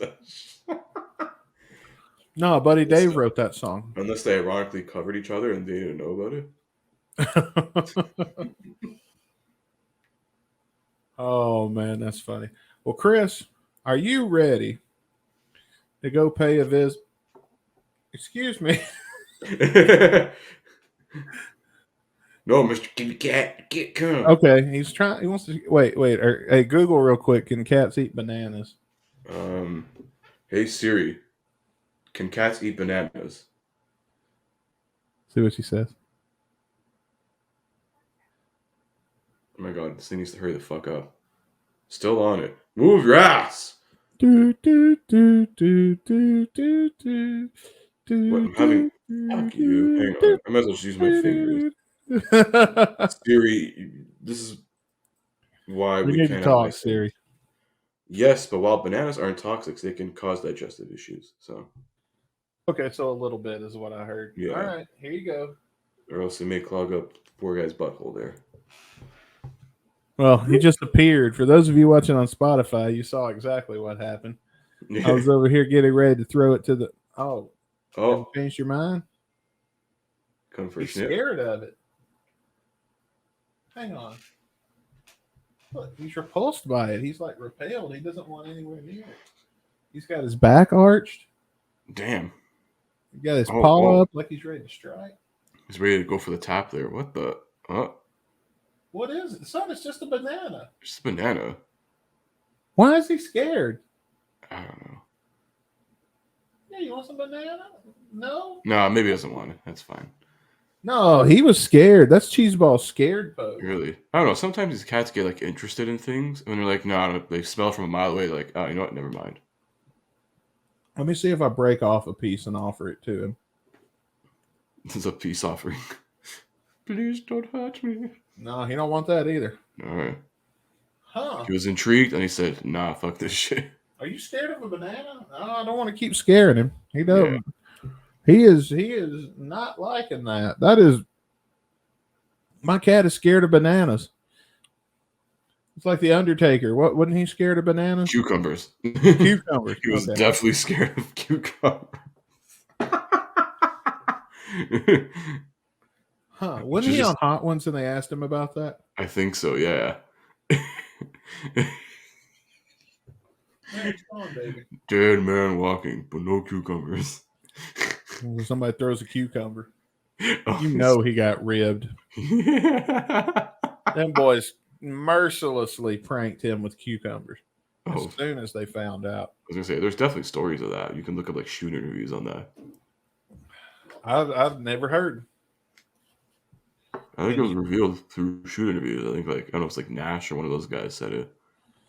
I know somebody in a shoot interview I was listening to with the Undertaker said, "What's up with the cucumbers thing?" And he didn't talk much about it. He just went, "Damn it, man! I just don't like cucumbers." Like he didn't justify it. He didn't really talk about it. He just said he didn't like them. I'm surprised they didn't ask him how big is Batista's dick. Oh, I'm sure. Wait till he does one of those Q&As with fans one day. Yeah. He needs a little money. He's freshly retired. He don't need any money yet. He ain't making any Comic-Con appearances like Mick Foley. Yeah. Keep up with his wife's spending habits, but she's still young. That's true. Man, I don't see how anybody of a certain age marry a fucking 19-year-old woman and don't see what's happening. Yeah. Would like you have married this woman if you were poor? No. If the answer is not yes, she ain't the one, bro. Exactly. Dude, that's, oh man. A lot of creepy shit like that happened. I don't know if you saw like Dane Cook like about a few weeks or a month ago. Recently got engaged. Some like 23-year-old. What? Yeah. And then it says like, oh, they've been dating for 5 years. So he basically is a fucking sexual predator and waited till she was 18 to legally date this girl. And then fucking married her in 5 years. That's so fucked up. And he's double her age. So she was like 16? Maybe. This could be like a fucking Jerry Lawler thing going on. Yeah, that's just creepy. Because like, bro, he's 50 and this girl's like 23 or 24. She's like literally she's half his fucking age. Like, what money does this guy fucking have anyways? That Dane Cook money. That's what. Yeah, okay. When he was like on the high for like the mid 2000s, then after that, like no one gave a shit about him. Fair enough. Yeah, has he even had like a Netflix special? I don't know where this fuck guy gets his money from. I don't know, dude. I don't know where he gets his money from. I know where he used to get it from, but maybe he still does stand up. I don't know. Let's find out. Let's Google it. I don't know. Yeah. I remember, like, in the mid-2000s, everyone would fucking quote fucking Dane Cook's Vicious Circle, whatever, that one stand-up show. All this fucking shit. Yeah, okay. So I see his pedo daughter there. Oh, not his daughter. His pedo fiance? His pedo fiance, yeah. I mean, she cute, but I mean, I've seen better looking. Yeah, it's just, to me, it's, like, fucked up. Because I saw, like, in a tweet somewhere, it's like, oh, yeah, just, like, whatever, okay. First, like, okay, 50 and 23. I'm like, whatever. Maybe she's in it for the money. But it's like, oh, yeah, they've been dating for like 5 years or something. I'm like, okay, wait, what? Do the math. He is currently touring. Oh, wait, that was 2001 tour dates. 2001? Or 2021.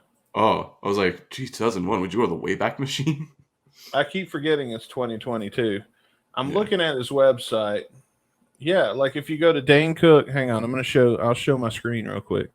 If you go to danecook.com and then you scroll down, it's got 2021 tour dates. And that's it. Yeah. I wonder. So it's a lot at the Wang Theater in Boston, Massachusetts. Let's see what kind of audience that draws.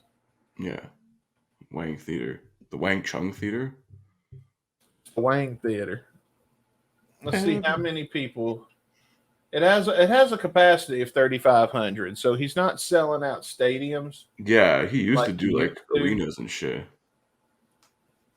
Up until about 2010. I mean, still, if he can draw 3,000 people,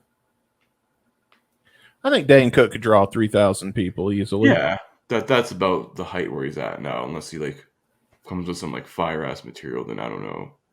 But yeah, that makes a lot of sense. But he's on a downturn now, so. Well, he's not hot anymore. Yeah. Plus, I mean, with stand-up comedy, do you really want to go see it in a stadium, or would you rather see it in a more intimate setting? Yeah, I feel like it depends on like the comic. Like you're going to see, like I would obviously prefer like 9 times out of 10, fucking a nice comedy club, whatever. One of those like smaller venues. I feel like that's what comedy's made for. Yeah. Stadium is like fucking weird. It's like, oh, they have some opener dude like that no one's gonna fucking give a shit about. Yeah. And it's like you're only you're paying like $150 to see some guy tell jokes for an hour. You can do the same thing for $20 down the street. Probably better. Yeah. Especially when they hit a certain plateau that they appeal to so many people, they water it down. Yeah, no way. I can definitely. Like a good comedian is going to appeal to probably about 3,500 people in a given area. So. Yeah, like I'd rather do like in smaller theaters, like even like those kind of things. Like don't go more than like mid-sized theaters. Yeah. Well, that's a shame. Dane Cook, me too'd himself. Literally with that fucking thing. That just really like fucking weirded me. I was like, what? Ugh. Yeah, here's an article from a couple of weeks ago, and it says Dane Cook's new fiance was a teen when they started dating and is creeping people out. Yeah, no shit. So, let's see. 50-year-old comedian announced his engagement to Kelsey Taylor, a 23-year-old aspiring singer. That's what she's getting out of it. Oh, and a Pilates instructor. So basically, she has no job. Yeah, what does bitch think? She's trying to be like the next Jillian Michaels over here. Get the fuck out of here. Born in Los Angeles. So, yeah, she's a rich girl that doesn't do anything. Exactly. And so he's marrying her for the money. They're marrying each other for bullshit reasons, honestly, it seems. Yeah, this is dumb. How old was she? How do we know that he didn't? Okay, so to be clear, Cook started dating Taylor in 2017 when she was just 18 years old. There you go. Hey. My cat's digging shit out of my box now. He's starting problems. He's going to have to go. As a matter of fact, we're going to have to go, Chris. Yeah. We got some old 7-7. They've been what's the word I'm looking for? We've been reprieved them too long. Matter of fact, you know what? We're gonna hang on. We're gonna do this right. Give me 1 second. All right. I believe he's getting our DX tank ready, so we're gonna come in there. Because it's time for football to start again. Yeah. So I am gonna put on my old Chiefs jersey.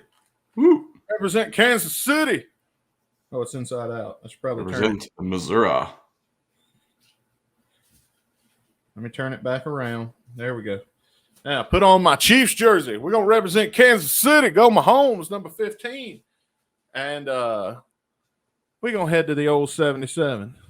So I'm gonna walk over there. I'm gonna zap you in. We're gonna take over that show. What do you think, Chris? Let's do it. I'm gonna come in there with my DX tank, and we're gonna fucking take over. Let's go. Let's go. Let's take this motherfucker over. We taking over, goddamn. Let's go, bitch. We're gonna show them. Woo! Here we go. After Hours on the Old 77 Podcast.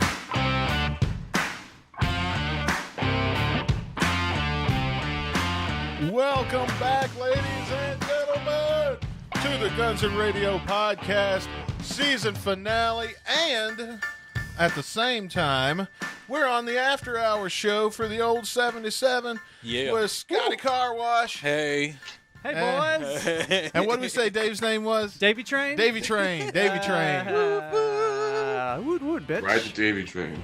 Thanks for having us on the show, boys. Yeah, man. Thank you guys for, well, no, we're Thanks for telling being it in the like studio. we just invaded. Yeah. But I mean, anybody that Yeah. listens to this show, I've been here for what, like a month? So not much of an invasion. Well, that's an ultimate No, invasion. yeah, it's kind of invaded. I've actually live here now. Yeah, though, he's what got you a- guys don't I know. was going to say, man. Yeah. I just go back to my apartment to do Guns and Radio, so we're Yeah. turning the apartment into a studio Yeah. that there you only go. one of us gets to use because the other's in Canada. You just go there when you need it. And yeah, it's like a place I can relax and mellow out and get in podcast Yeah. mode, you know, because have my cheeses, my special cheeses delivered. And Yeah, your charcuterie board. yeah, my 2 dozen roses. And what else does Axel get in his rider, Chris? I don't know, probably an oxygen tank and a copy of Fortnite. I think we've A mentioned copy of many times. Fortnite. Does he like Fortnite? Nice. Does Axel like Fortnite? I don't know. I think he's joking. Are you No, joking? Or is we that make new? the joke that like when he runs off fucking stage during like solos, Yeah, he that's goes right. on and hops on a quick game to get a victory royale in Fortnite. Yeah. Nice. Yeah, I That's wonder why what his, Slash's solos are like 30, 45 Got to minutes. pump those numbers up, man. I wonder what his username Yeah. is. Dexter. I'll tell you right yeah. now. Yeah. What do you bet, Caputo? Dexter?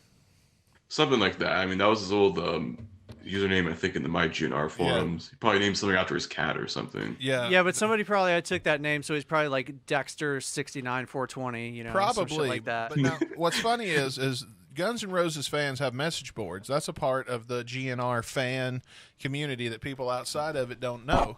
Ooh. And they Sorry. have message boards. And on these message boards, like, what was it, 2005, 2006, maybe sooner, 8 or 9? The message board started around like the late 90s. This was basically during the whole Chinese democracy era. It was like the 90s till probably like even past up to 2012. But do you remember when they're still around, but they're not as prevalent. But there was that guy that was posting, and you remember when it turned out it was actually him? Yeah, Axel would post around like in the mid to late 2000s. I remember after the Chinese Democracy album released, he did that full interview and everything. Yeah, and he'd No, been wait. on there, though, probably how long before That's cool. anybody realized it was him? How did they Probably realize a it few was? years before. He told him. He told him it was them. Yeah, Or and then told they him did it was them? I think somebody ended up doing a check on the IP address and saw it was coming from Malibu. Yeah. No shit. And later on, it was confirmed by management that was true. Yeah. That was Axel, and he wanted to get. And the reason he'd heard about the boards, I guess, and about all the shit people were talking, and Yeah. it started out where he was defending Fernando, because Fernando is his assistant's. Beta is his personal assistant. Beta's son is Fernando. Fernando is the band's, last I checked, I don't know what the fuck he is now, but used to be their tour manager. Okay. No, Del James is still tour manager. Like Well, the then whole what was thing Fernando's with the fucking Levi job? family, they're all sort of what's- managing. What the fuck does Fernando ever do then? Like, He's got to be like Well, Axel's first they illegitimate kid, basically first were Axel's managers, then they ended up managing the entire band itself. okay, well, whatever. They're part of it, and so people were shit talking Fernando on these message boards, and then all of a sudden this Dexter dude started popping up and saying, "Hey, fuck you. Let me tell you what's actually going on." Then everybody's like, "How the fuck do you know?" And I'm paraphrasing. I don't remember Yeah. if that's exactly how it went down. That was the sentiment. Dexter, though. bitch. Yeah. But I mean, that sounds about right. Yeah. Like what probably happened. Were they shit talking him? Yeah. Yeah. Like people give Fernando a hard time nowadays, rightfully so. Now even I do it. I used to take up for him, but I don't any fucking more. Yeah. So what's Fernando. going on like currently in the world of GNR? Nothing. Nothing. Nothing The Guns really. N' They Radio just season toured finale Europe. with the old 77 Crossover events. is the biggest thing that's going on inside this fucking community right now. Goddamn right. And I should feel bad that that's the scenario with this fucking band that won't get their finger out of their Yeah. ass and do some shit for us. But I mean, Yeah. they're touring, but goddamn, they've Yeah. been touring since. Right. Yeah, they're not actually writing any new songs. They're not so- doing anything but touring. They're going to work. They're still doing that. But you know what? The Stones, a couple years ago, Dave just went and seen them. Mhm. You know? But you've got a fan base that's got 6 albums. The Stones have a lot more than 6 albums worth of fucking material. But you still have a rabid fan base. You got have fans enough- making podcasts about them. Right. You do have a rabid fan base because of the quality of those 6 albums. Right. And the fan base is so stiff. There was a whole underground fucking crime goddamn underbelly to this community where they were selling Chinese Democracy 2 shit for thousands and thousands of fucking dollars. And Chinese Democracy 2. Even I made a Chinese joke about Democracy that. 1 with the leaks. Right? Yeah, we've listened to covers of those on our on Guns and Radio before. Yeah. Of the leaks before the official release came out? The leaks have been covered before the official release ever even has still not come out. Yeah. Damn. And a guy named Ian, am I saying it right, Chris? I do this every time. Ian or Ian? Ian, the guy that played our theme song. Oh, yeah. Which debuts next week. That's dope, by on the the way. Guns and Radio podcast on the season premiere. That's right, next week. Finale is tonight. Premiere is next time. Yes, we don't take no breaks. We badass. That's exciting, man. You guys have a lot going on. And we do, man. We got a hell That's of how a- you fucking do it, Keep man. the show rolling, man. And that's the thing, though, about this community, though, is we have such a good community of people. We've made so many friends doing this show that it's made it. It's totally worth it. It's one of the beautiful things about music. As music brings people together, and podcasting does too. So it's a great mixture. And man. it also helps to have your own Discord and not be in somebody else's, so you don't have to put up with the asshole shit that comes with. Because I don't mind people shit talking the band. People have every right to shit talk the band. It doesn't bother me a bit. This community, You even is shit talk the band, you say. I do, yeah. I mean, we have both. Yeah. We're fair. We don't make shit. That's all you can be, man. But if you truly love a band, you're bound to shit talk them from time to time. If you truly love them, it's not like you're going to agree Warts with and everything all, brother. they do. You love them, warts and all. It's like you ever had that family member, like that brother or that cousin, that was just a fuck up. That was me, bro. Always put his dick in the mashed potatoes at Thanksgiving. Yeah. You loved them, but it was like, dude, why are you such a fuck up? It's time to be a grown up. Yeah. Like, damn it, Uncle Jimmy, why can't you put your dick in your pants like rest of us? Stop smoking crack and get a real shit. Yeah. Stop playing with it. It's never going to heal if you don't stop playing with it. But and now it's in the mashed potatoes. But you get my drift. Like, we love this band, we really do. But at the same time, Unlike Uncle sometimes Jimmy. you just have to. Yeah. Say, come on, what the fuck? Right. Yeah. A children's book, really? We can't get a new goddamn album. We can't That's fucking laughable. I'm sorry. That's we can't even get live. It took them years of us bitching and moaning for them to finally give us live. They film every concert pro shot. Oh, I'm sure every they do. single one they've ever done, they film pro shot. And then they sit on this footage and don't do shit. You have I a was whole gonna ass say, YouTube channel. has anybody seen any of that? They've footage? started during COVID. They started releasing these every few months. They would release about 6 songs from different parts of the tour. Yeah. Like, you know that's smart though. Were they releasing like older stuff too, or was it just? No, it from was the tour that newer they stuff? were on when COVID shut it down. Yeah. Yeah. And okay. But have they been videotaping stuff going way back? Yeah. Way back to Oh, the yeah. 90s, to the I think they started doing that shit on the Illusion tour, if I'm not mistaken. Yeah, that was like their big headline tour. No They wonder started doing all Axl that then. was so pissy about people taking video. Well, what tour was the St. Louis tour where the big riot erupted? That was 91. Yeah, 91. So that would have been was- the Use Your Illusion Yeah, tour. that was the Illusion So tour. they were filming. Yeah. That whole I've got it. Thank you. Yeah, man. I've got a whole DVD of that whole show which is easy to find. Yeah, you have the whole you can interaction. find it. Yeah, you can find it all online. Oh yeah, you can find it online real Yeah. easy. A buddy of mine, Rick Dunsford. Shout out to Rick. What up, Rick? What's up, Rick? Hopefully we got new episodes coming soon. Good man. Happy birthday, by the way. Happy birthday, Rick. Happy birthday, Rick. And what was I fucking saying? I don't know. You're talking about a DVD or a movie Yeah, okay, about. so he gave me Yeah.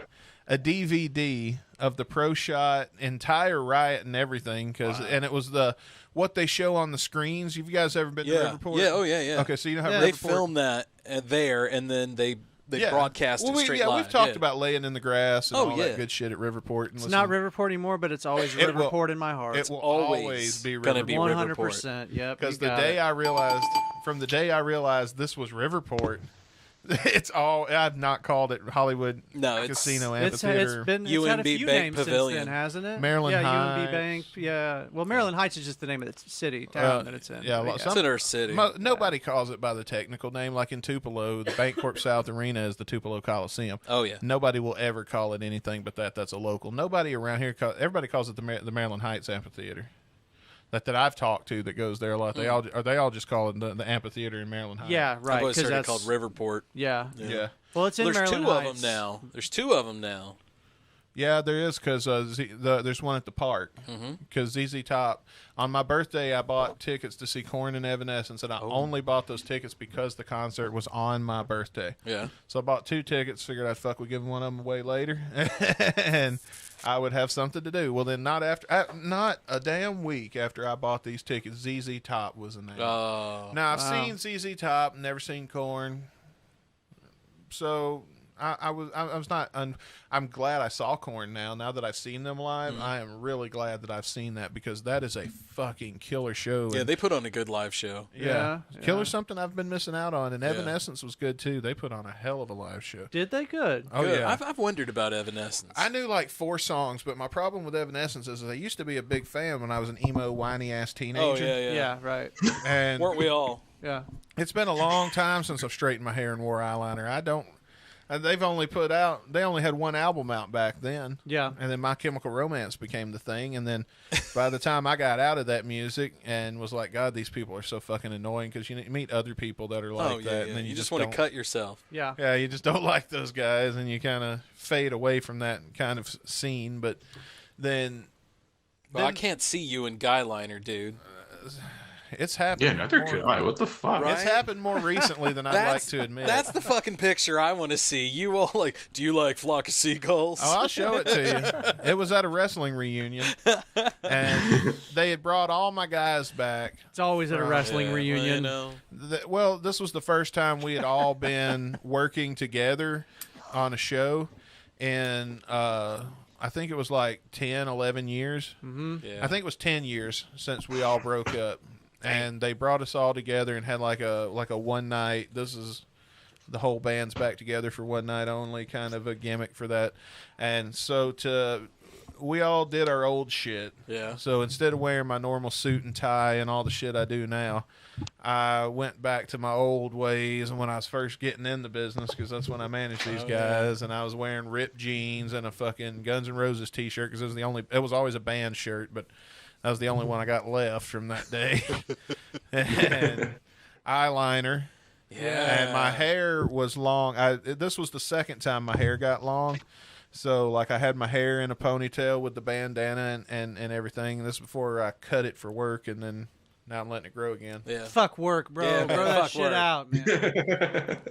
Do you like grow me? your man. In all fairness, nobody told me to do that. Yeah, me neither. I But just felt for the position I was inappropriate. I'm glad that these days I have a job or jobs that I can have long hair. Nobody gives a fuck. Jobs are dope in this decade. When you're a musician, they expect you to have long hair. You know, Yeah. like it's part of it. It's part of the It's code. like Caputo with the stash, man. The ladies get so disappointed. Man. He'll shave it off every couple of years. I will say this, man, Chris. It looks like you went down on it and came back up with it. I mean, but don't he pull it off? Like, I was just gonna say, like, he pulls it off greatly. Yeah, very, it's a very great good. stash. You cannot wear a stash if you can't pull off a stash. As the former president would say, goodly. He pulls it off goodly. Because if you can't pull it off and you rock it anyway, you look like a pedophile. Or No, stashes are the weird ones, yeah. That's yeah. like the weird one of facial hair. How Because do- normally for a guy, you want to blend in, just grow a beard, right? Well, I think that we're over here just dissecting my fucking poor co-host like he's not even here. How do you know if a cop's gay? I think Doesn't have a mustache. You smell his mustache. It smells like shit, though. But I think what Caputo's got going on for him is the dark hair. He's kind of tan. He's naturally got that look that chicks are looking for any fucking way. Because Johnny Oh my Depp's God, hot, put right? that back I'm a little together. turned on Jesus. right now, to be I know, honest it's with hard you. not Now to. that you took the hat off and If you everything. Right, were took the not, you hat would be the off. weird one. Yeah. So He's laughing at my jokes. That turns me on, too. Quit it, Dave. I'm not going to lie, man. I'm getting a little turned moist on over here. got his own helicopter. I'm telling you, man. Like this. Does he really? Hell yeah, he's got a person. No, I fucking wish. Oh. Don't feed these guys too much. Bro, I will divorce my wife right now. Dude, the way I talk about Caputo on this show is not a mean way at all, but you got to take my description of Caputo with a little bit of a grain of salt. But right, then, the way you described him to me, I thought he had like a deli on the Lower East Side of Canada somewhere. Like, hey, y'all want some? It's Caputo's Deli, you know? Oh no, he wastes way more money than that. But the thing you got to, I will say about this though, is some of what I say about Caputo is true. And it's up to you to figure out what is what. Oh, I like a little mystery in my life. Yeah. Okay. Chicks love a man of mystery. See, I'm hooking him up too, man. I'm putting him in the position to where if we are ever famous for this bullshit, like that's ever going to happen. But if it did, he would be the one getting all the chicks. He's bagging them. And then I'm gonna be like the fucking drummer in the band. Like you just get whatever's left over. Whatever, dude. Drummer always got the most. No, you at least be the bass player. You get something. I get something. Bass player gets nothing. Yeah, the drummer gets all of it, man. It's something about a dude who can keep time with all the parts of his body, right? Yeah. Duff McKagan got something. Come on, look at that guy. That is true. The clout? No, his wife is beautiful. Well, probably, if we're being real, probably. I mean, yeah, but Duff was like 6 foot and ripped, so he could get anything. So. Yeah, Jesus, that helps. When you're tall, that's easy. Yeah, I always felt like the drummers were the ones that got the most pussy. I do too. Other than like the lead singer. I don't know. Let's look at what band we're in. Steven Adler, no. Yeah, no, I know. I love Steven, but he didn't get the ass that Duff got. Yeah. Well, Matt Sorum definitely did. He's still popping out kids at his age, so. I mean, I'm sure Steven wasn't hurting for the booty. I mean, I'm sure he got his. Is Axel married? Twice. Well, Is twice. he currently? No. Once, but then it was like a serious. I think maybe Aaron Everly, was he married to Aaron? Oh, yeah, but it was very brief. They probably were like, were they engaged and it never happened? I don't think they got married. Other one? There's Aaron, Stephanie Seymour. They were dating, whatever. She was in the music videos and shit. But then I think they had a falling out. So was that Everly chick, right? Aaron Everly she was in the video too. Axel was married to Aaron Everly. He Sweet dated Child of Mine videos. Stephanie Seymour, but I think Stephanie might have fucked him up a little bit. But he's not currently. Well, I mean, not that we're aware of, not that he's public. Not that we're aware of. I'm sure he probably has somebody, but he's bagging some. He's very private. Like Axel is. I respect that, dude. Yeah, I can respect that too. He don't do any press. Yeah. So. Wow. I'm sorry, fellas. I just tried some of this $15 Rebel. Yeah, you like it? That shit's good, man. All right, I'll get some more. So let me ask you guys. So We're you getting guys, low, so I gotta get us some more. You guys have radio experience. Let's talk about you guys for a little bit. Okay. What got you guys started up in radio of all the career choices? You can start, Scott. Man, I'll for me, God, it would have been right before 9/11 happened. So like 2000-ish, 2001, I got laid off at a job, and I was doing just a bunch of little bitch work. And I'm like, man, I'm tired of doing this. I want something cool. So not even a fun job. No, the local, it was a temp job. So I was bouncing around from factory to factory to factory. And my mom had always told me, grow up and be a disc jockey, grow up and do this, grow up and do that. And the local radio station needed somebody. And so I just applied. They hired me on, started training me. I immediately went to full-time. Yeah. Nice. So I did the afternoons.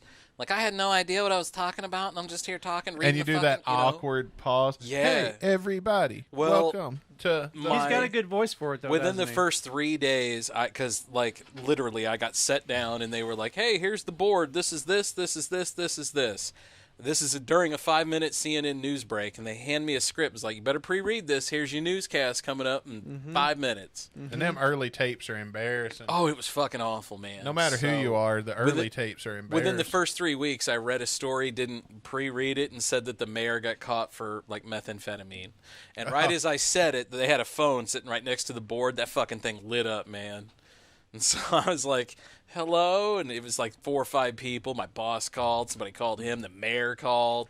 I had to come on, do a public apology on the air and everything, man. And this was your first? And this was my first 2 weeks of being on the air. Holy shit. What was the headline supposed to be that you misread? So it was within the story, and they had it it was, I wasn't used to it at the time, but when you read news copy, they usually make it great big, and they justify it, and it's all caps, and they, have it. Well, I had jumped a sentence, and so it was the busted for methamphetamine was, and then a sentence down, it was praised by local mayor Rick Gottman. So, you know, it was like busted by methamphetamine, local mayor Rick Gottman. You know, it was like, oh. And the moment I said it, got caught. right, the moment I said it, I was like, you know, to myself. Methamphetamine. And that fucking phone just was bleep, bleep, bleep, bleep, just going crazy, man. It's a male city. It's that kind of city now, folks. Yeah. So like I literally I came up through radio learning it all. Like we had a shitty fucking reel-to-reel setup, and I learned how to make, you know, commercials. A house and went on the cards. market that day. Yeah. Somebody sold their house that day because they didn't tune in for the apology.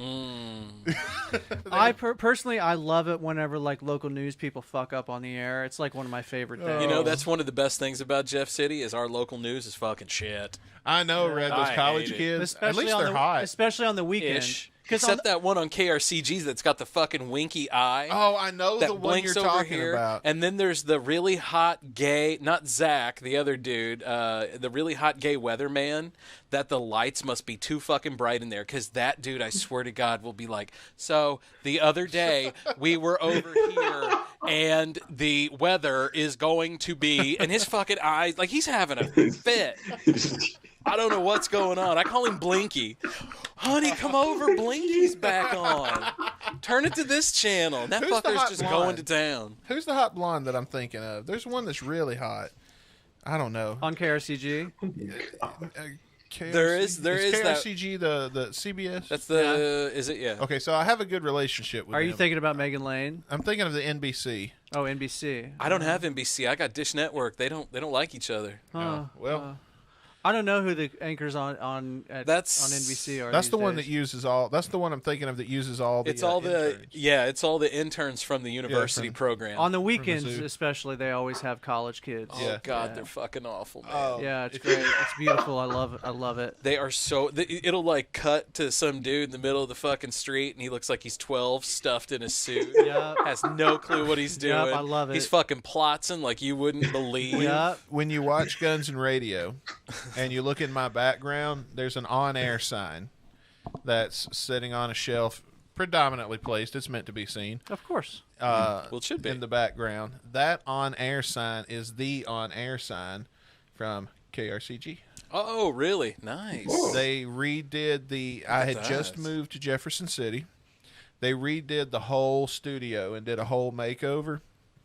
And you know the furniture the guests would sit on whenever they're doing interview segments in the morning shows and the stuff. little green room area stuff. Yeah. Where they put like a coffee table and a couple of so it looks like they're just having morning coffee. Right. And those chairs were the chairs in my living room because I was dirt ass poor when I first got here. Like I was broke. I bitch now about not having any money. I bet those were rough.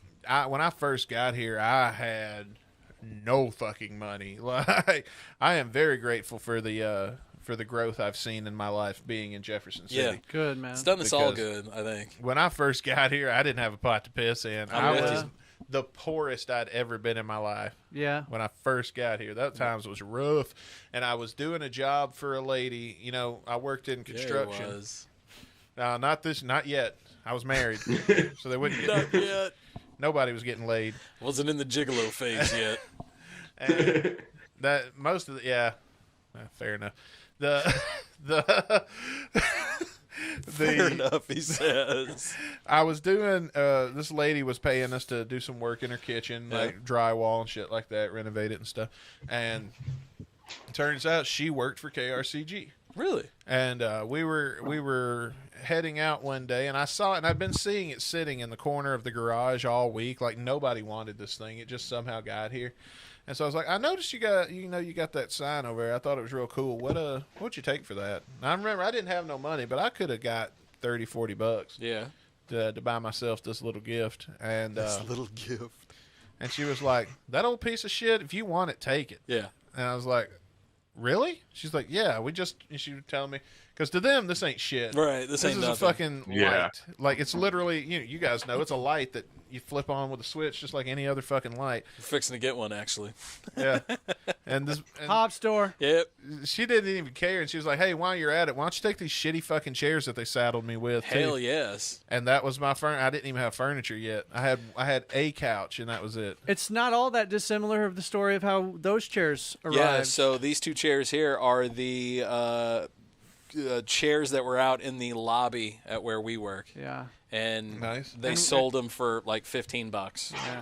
What's your radio story, Dave? So my radio story, well, it's kind of funny, man, because my dad worked in radio. He was second gen. He was in, yeah, I guess so. Howard Stern's a second gen. He was an on-air guy, but he was also a sales guy for a time. He actually worked at the same company that me and Scott work have at to? for a while. What? Do sales. Isn't that a huge part Oh, I of it? fucking hate sales. Yeah. I thought that you had to like do I the feel show. like It's not all fun. I 'cause feel then you have like to go working with sales is the worst, especially in radio, because it's always an us versus them attitude. Yeah. Oh, for sure. The sales guys are always like, "Well, if it wasn't for us, you wouldn't have a show to do." But isn't we're that like, like well, if what it your wasn't day for is us, like? Don't you have to come in? You have to do the show, then you have to make sales in calls? traditional radio, not so much where we work now, though. Okay. no. Yeah. Where we work now, think more like we're a network. So Okay. we distribute it all. Yeah. So you're not like Zimmer or anything. Zimmer No, Communications? we provide content to Zimmer So the funny thing about how I ended for up a in price now, I think. The funny thing about how I ended up in radio is that I did not even try to end up in radio. It was a deal where That's how it is usually. Yeah, my wife worked at the university in Columbia, and one of the guys that she worked with worked at our current place of work part-time, and he said something to my wife about them looking for board operators. Basically, I'm the guy that like fires off commercial breaks and grabs highlights. I work directly with like the play-by-play people. But yeah, this dude that my wife worked with told her about it. She told me about it. I applied, and I was hired like basically the next day, and that was like going on 9 years ago. So what was your first job?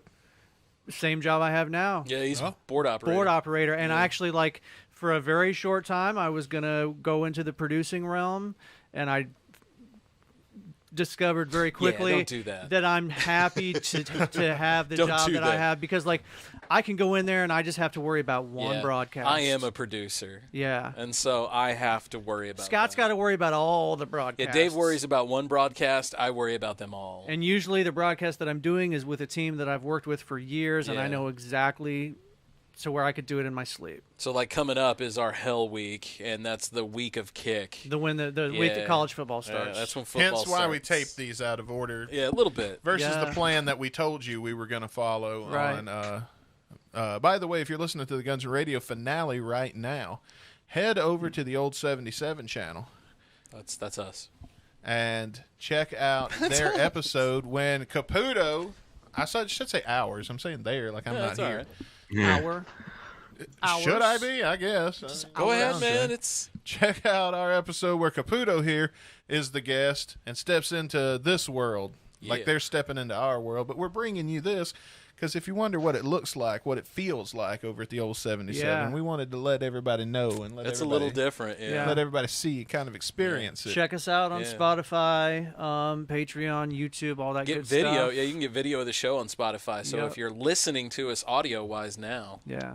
The You video can see thing what is we- great. Yeah, yeah. the video thing is great because we love to pull up random shit on the internet and laugh at it. And Oh, yeah. it's nice Go that subscribe to our YouTube channel. That's our main thing right now. somebody we know has been putting Somebody's- a lot of videos up there somebody's lately. been tearing it up. Just saying. I don't know Yes, who. but- sir. Yeah, you Certain should check- individual. It's become a big part of that person's life, Yeah, I'm sure, whoever they yeah. are. You should check them out, folks. You should check them out, man. We got some nice little outtakes of some recent shows. Oh, some that ridiculousness Dustin for has sure. been compiling for us, and yeah, man.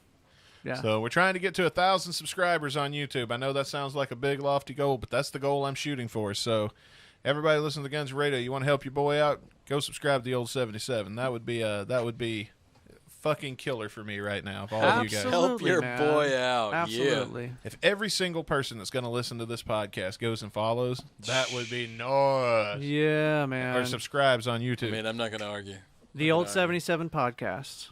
Hell yeah. Fighting crime, saving souls. You know, one thing that goes into behind the scenes on the old 77 is the mixing of the videos for the short outtakes is different. We throw in some background music just to make things a little more fun for the short clip here that you're seeing. Oh, yeah. And Dave here actually it's kind of a mixed bag on what's up right now because I ran out of Dave's tracks, so I had to use YouTube Library for some of them. I got to send you some more. So if you get on there and you're like, he's full of shit, I heard this on YouTube Library, look for another video because a lot of those are Dave tracks. So I got to get some more Dave tracks. But when did you get into mixing music and shit? Like, how'd you learn to do that? Well, I mean, I've been a musician. I've been playing guitar for 25 plus years. Long as I'm different on a computer versus with your hands. Yes. All of the experience that I have playing guitar and like learning music theory and stuff has made me transitioning into doing actual like music production on a computer. Do you play by ear? I can. Yeah, I've got a good ear. Like I'm pretty good. Like if I hear something on the radio, we can get a guitar down. He can play some Glycerine. Yeah, and we can do that. Get us pulled off of YouTube. Yeah, you know. But yeah, no, I can play by ear. Like I've got a pretty good ear for sure. We may do that before we go. That's one of the things that you can develop over time, man. Like you can. That's a thing that you can develop over time. Yeah, I agree. Yeah. But yeah, man, music. That's my thing. That's Who's your my favorite band? thing to do. I'm not like really currently in a band. I play with a dude named Bobby Showers a lot. Bobby's a big name here in Jeff City too. He just did. Well, you were with him. You guys did Porch Fest here a while back. Yeah, we did Porch Fest. That's something I love about Jeff City too, man. Caputo. It's every once in a while they'll just be like that neighborhood, 6 blocks. You guys, every porch you can have a band on it. Go. Yeah, and the only rule is that everybody plays acoustic. You don't plug in. Yep. You can't plug in because otherwise everybody would be drowning each other out. How so do you hear the vocals? You just got to be. You got to be there, bro. You got to walk up. Everybody's playing at once. Yeah. Oh, okay. And it's amazing though. Yeah, it's really cool. There's little things about Jeff City that you appreciate after you get here that kind of take you back a little bit, but it's like a nice taking back. Yeah. Like JC Rocks. Oh yeah, shit, JC man. Rocks is cool. Yeah, we lived through that whole JC Rocks thing. JC Rocks was when I first came here. I noticed nobody's doing it hardly anymore, but used to. You'd be walking around, for those of you that aren't from here, you'd be walking around Jeff City just minding your business, going shopping, going to Walmart, and then in the parking lot you would notice something colorful. You go pick it up and it's a rock that somebody has painted, and then you flip it over and it says like hashtag JC Rocks on it. You go look it up, and everybody's reporting that they found one, and you take a picture of it, and then you go hide it somewhere else. Yeah, it's cool, man. Yeah, my kids are always finding them. My kids loved them when they were doing it. Mm-hmm. I haven't been out too much since COVID. I used to do a lot of urban exploring. That used to be my favorite thing to do before COVID. Was just go somewhere. Around. Well, see, I didn't know Jeff City all that well, so I'd go somewhere, park the car, walk up and down a few blocks, which is in Jeff City is just High Street. Yeah, it's a lot more fun when you're in Columbia. You discover a lot more in Columbia. There's more to discover though in Columbia. That was one of my favorite things as a kid. Was just like I would take the city bus and go downtown and just walk around. We'd go like fucking explore abandoned buildings. Well, and that's shit just it for a capital city. Jeff City's only got what 40,000 people here. It's like it's got that small town feel. With all the good shit of being in the city. Yeah.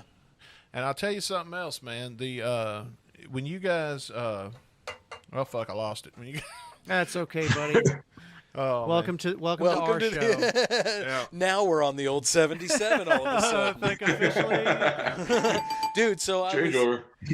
I have no idea. Yeah, that was something I was gonna say, but I lost it. It's okay, buddy. What about You're a member in 5. What about you? What do you What about me? You got a favorite band, Scotty? A favorite band? Oh shit! For a while, it was Pearl Jam. I was stuck in the '90s for a long time. Like I'm talking '90s grunge, you know. Pearl Jam. How is my Alice music in older than Chains. yours? I don't know. I wondered that myself. But this is what's really going to floor you because I don't listen to that anymore. I listen to newer stuff now. I listen to a little bit. I've been listening to a lot of Ariana Grande at work for some reason. I don't know. She's slutty and I like her. Yeah. She's pretty hot. She's pretty hot. I'm not gonna. The music isn't horrible, but it's not the best. Dude, you know who's really hot? Rihanna. See, I don't find her hot. Oh my God, those eyes!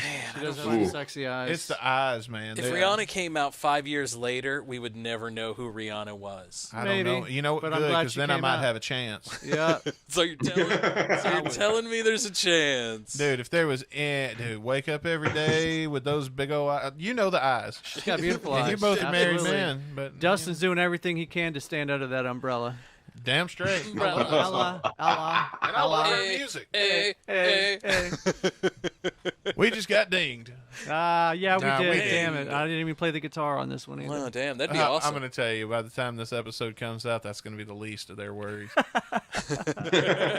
Still to come on the show, we're going to be reviewing Coma by Guns N' Roses from Use Your Illusion 1.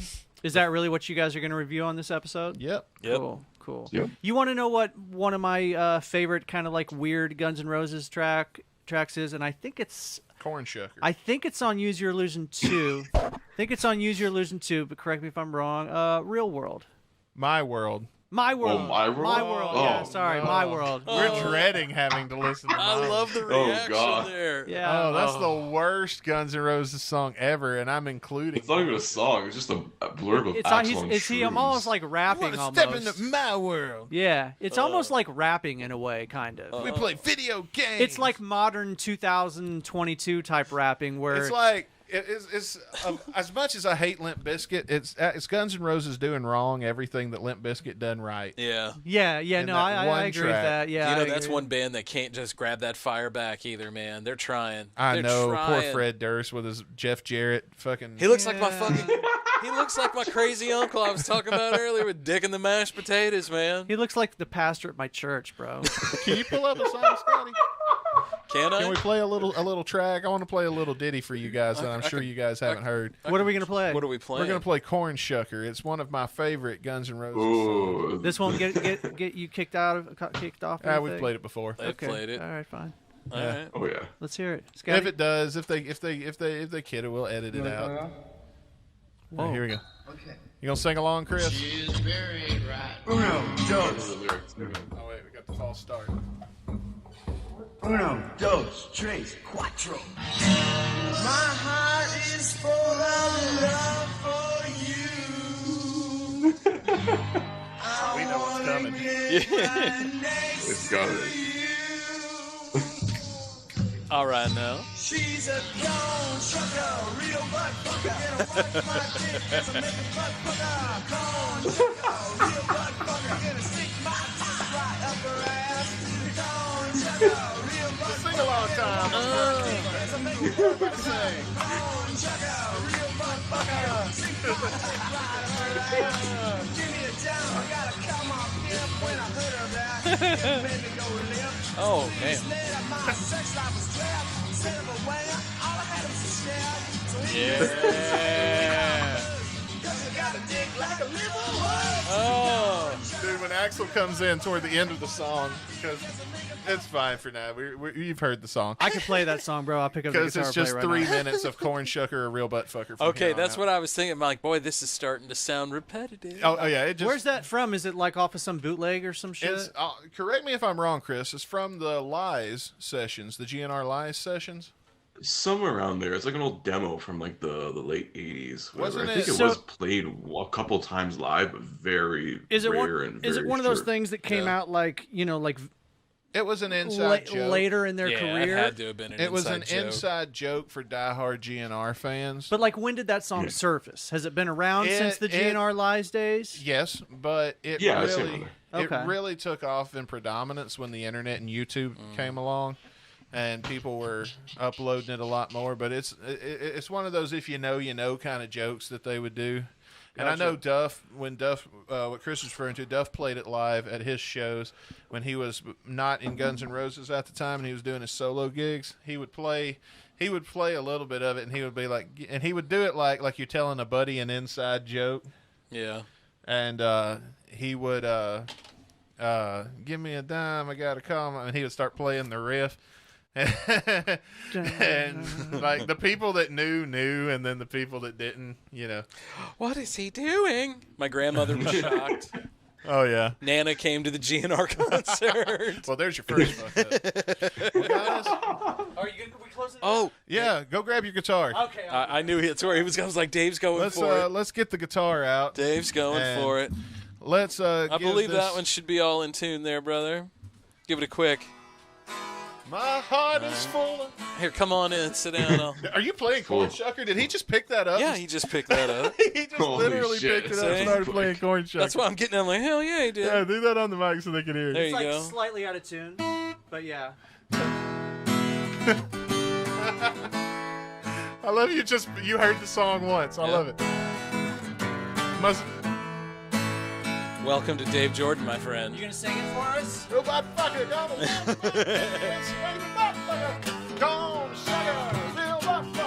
Get the letters out, man. This is a moment. I know, right?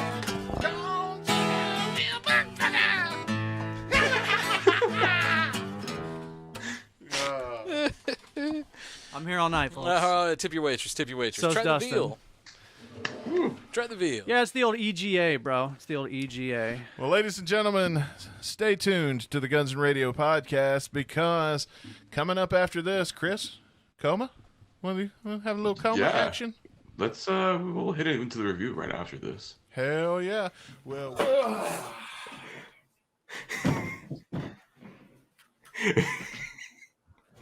all right, we're back. We're back. I had to get things in order. We stormed off pretty heavily. I threw my chair somewhere. Like, oh god. That's okay. Like Russell Crowe in a hotel, throwing his telephone everywhere.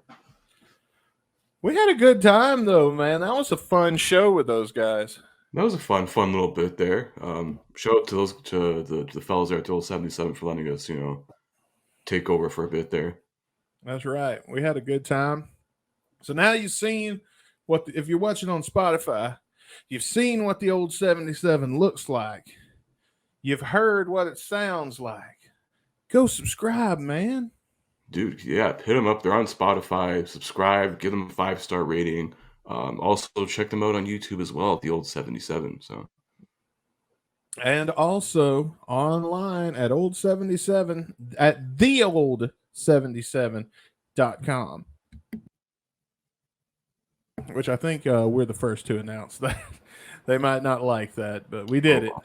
There you go. So there you go. That website and everything's there. So hit that website, hit that link. Hell show yeah, some love, man.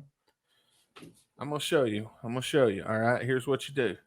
You go over. We're gonna block notifications from this website because this website is theold77.com. Boom. And then when you go there, someday, if your computer connection is fast, it'll load and look, you got everything you need. You can get Clubhouse access, Spotify. Does this website look familiar? I think I've seen this before. Hang on. If I go over to this one, what happens? Yeah. Oh, looky there. Oh, shit. GunsandRadio.com. We have everything categorized by season. We do, as well as shows. By the way, for those of you listening, just so you know, Band and Getting Dizzy with It are the only side projects I'm continuing. The Dustin Bertram Show is officially on hiatus, and so is SmackDown Load, because I am putting a lot of time and a lot of effort into my new job on the old 77. So I'm very happy to be joining those guys and joining their cast as a full-time cast member. And we're going to make some great things happen, man. And it's going to be fun. It's going to be some good stuff. Definitely. But you know what else is good? Guns N' Roses, man. We've done so much, but we haven't even listened to a song yet. Yeah. It's about time we do. That it is. Let's bring up Coma. I'm gonna do it on YouTube. Yeah, I can do it here on my end if you want. I don't know. Oh, we got an ad. We got to sit through this ad, and then I think I can just play it straight here. Okay, if you want to do it that way, we can do that. I got some song facts we can throw in there. Some whole behind the scenes, the making of Coma. There's gonna be some interesting shit here as soon as this ad goes Definitely. the fuck away. All right, here we go. Let's listen to some Coma. Oh shit, Taz is coming. No, it's War Machine.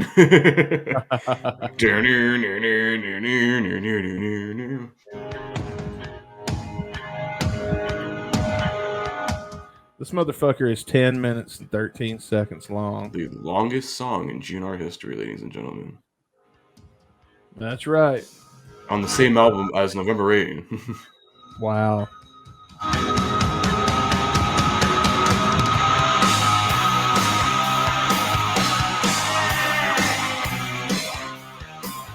It's a good riff.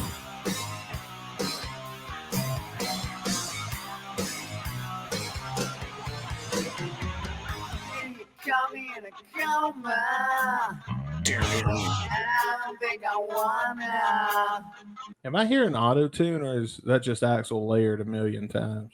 It's probably Axel layered a million times because I don't know if was autotune even a thing in '91. I don't think autotune was. I think like later in the '90s when Cher used it. I don't know.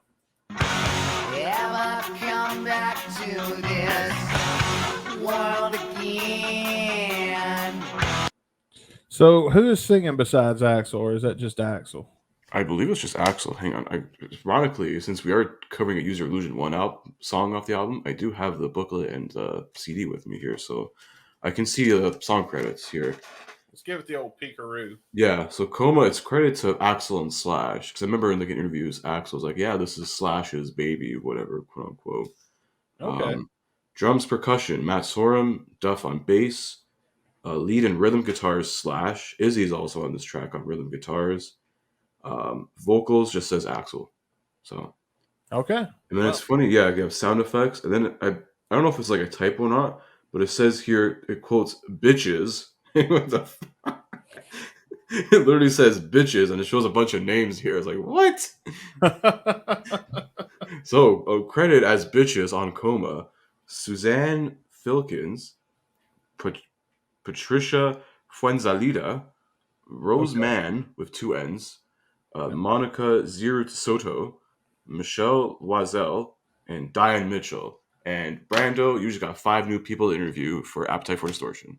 Yeah, we'll be looking forward to hearing that. Yeah, hearing the bitches of Coma. It's literally what it's labeled as. I'm not making that up. Kinda like it in a coma, 'cause no one's ever gonna. Oh, baby, come back to this world again. Now I feel as if I'm floating away. Now, I gotta ask a question. Why was this not a music video? No budget. I mean, I guess that makes sense, Cool. But this it's like, shouldn't I have been. don't know how you can release a 10-minute long song to like as a single for like radio or something. People, you have to really condense the fuck out of that. Remember when they did a radio edit for Sweet Child of Mine, Axel got pissed about that. Yeah.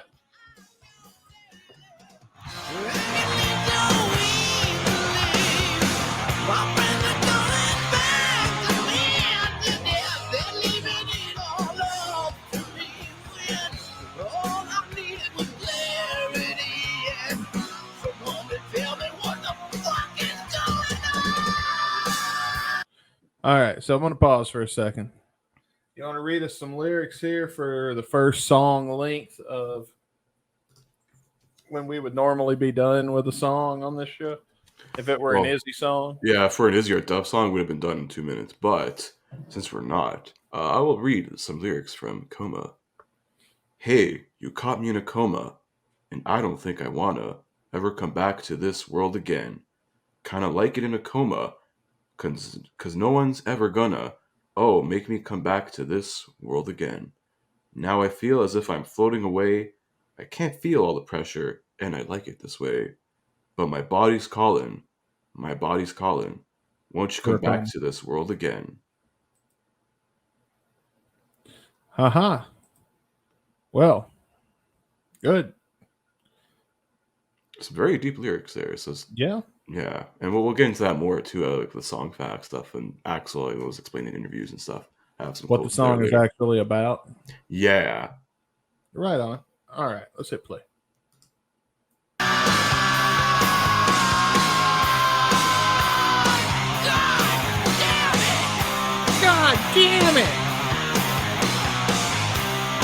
sounds like me on here when the computer isn't working. Yeah. And there was a story behind that. Goddamn it! I think Slash was like demanding more takes. For Axel get it right or something. I think Axel said that like randomly. I think like in a rant at a show or something. It's like trying to get this fucking line right.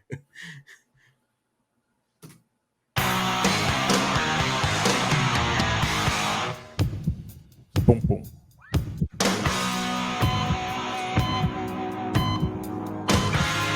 Taz is coming. There's Taz. Oh my God, King!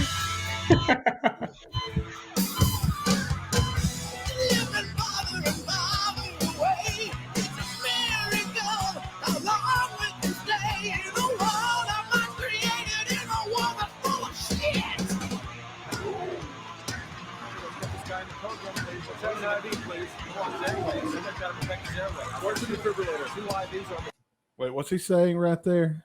Oh, is it showing the lyrics? Let me check. Actually, hang on. Like when he's just talking. I'm gonna hit play for a second. Wait.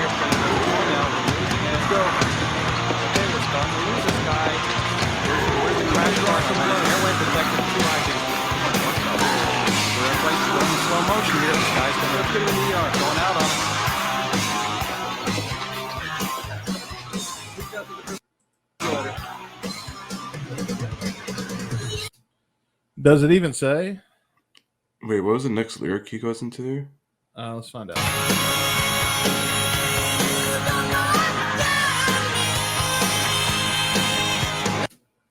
Yeah, I think it says something like, slipping farther and farther away, a miracle, how long we can stay in a world our minds created in a world that's full of shit. And then it's after that it says, help me, help me, help me, help me, bastard. So I don't know. I don't think it actually gives you what he's saying here. I want to rewind. Slow motion here. This guy's going out on it.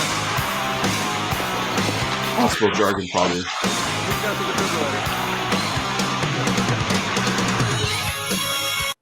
I heard something about a defibrillator. Yeah, I don't know. It sounds like just hospital jargon, adding more to sort of like that meaning and like sort of the ambience, the environment of the song. I guess. I got you. I think it's like, because it's about a coma. It's like, oh, dude's in a fucking hospital. So surely the song is over now and we're about to fade out or something. No, hell no. Nope, not this time, folks.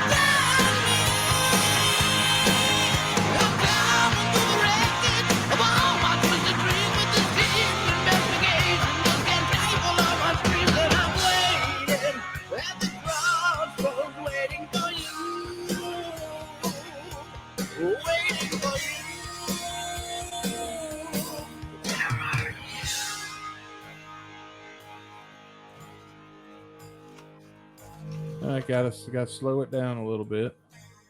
This will be for the radio. It's gonna fade out. No, I'm kidding. It doesn't really do that.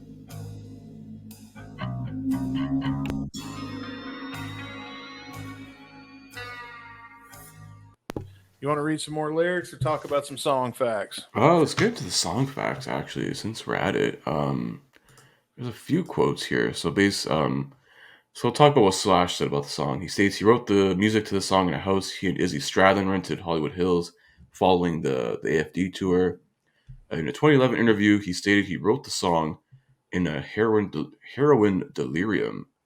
It's a song I'm still proud of. There's not a lot of technique. It's a pretty straight up kind of Slash approach, but the thing that's really interesting was the vamp out, which was the circular rotating chord progression that never ended. The same chord progression every time, which I think we already heard in the beginning.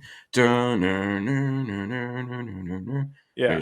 But it just kept changing key. That was my mathematical musical discovery. I just stumbled on it, and it's very much me doing my thing, but it worked. Well, it does feel like it's never going to end. Yeah. At least it does right now. We're not even halfway through this song yet. Yeah. And the song was almost 12 minutes long at one point. Jesus. Yeah, because we'll get into it later as well. Axel, even in an interview with Kurt Loder, talked about the song. Okay. No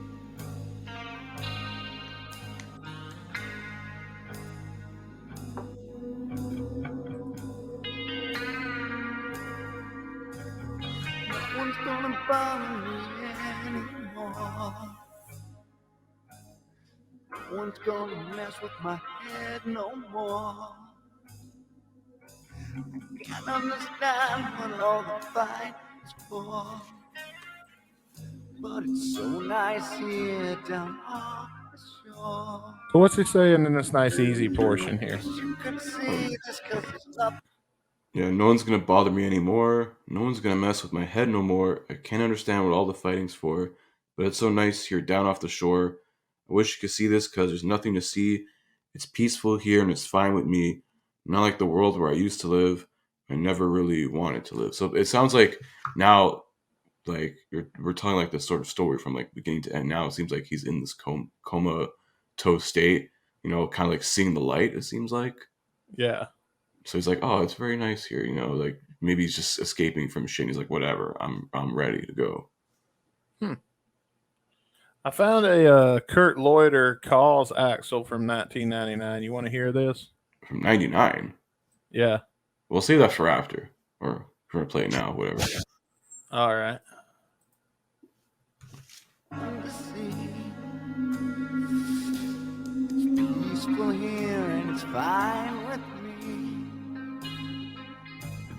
Not like the world where I used to live.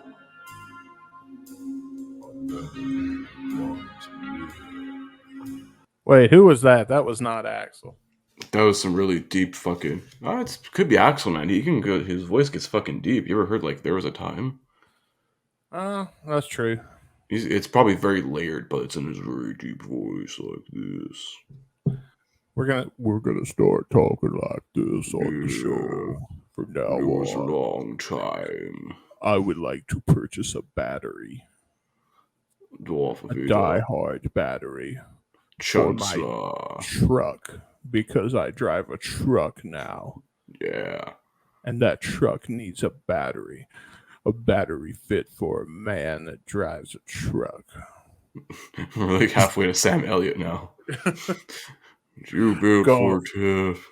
Because when you drive a Ford pickup, you ain't going to want to drink them old sissy White Claws. You're going to need a man's beer.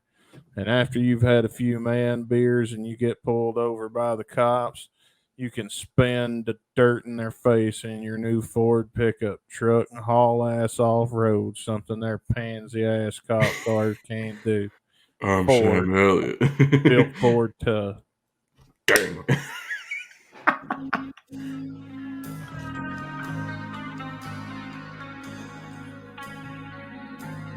I think we've discovered what made this motherfucker so long. If this is all outro from here on out, I'm going to be pissed. Nah, that's it right. picks up again. Better pick it the fuck up.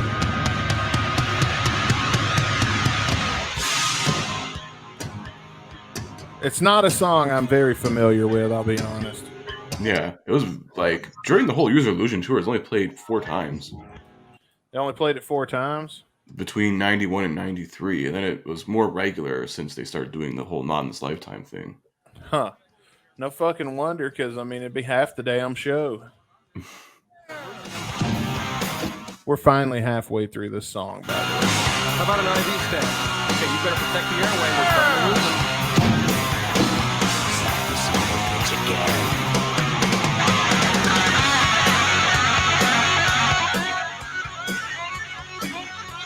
There we go.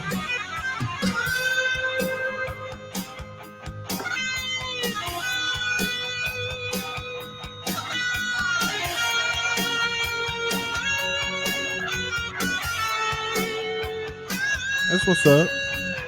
Oh.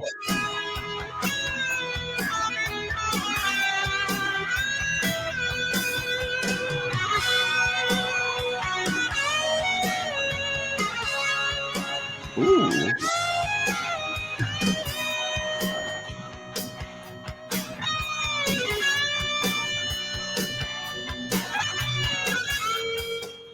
So do we got any facts or something we can read while Slash does his thing?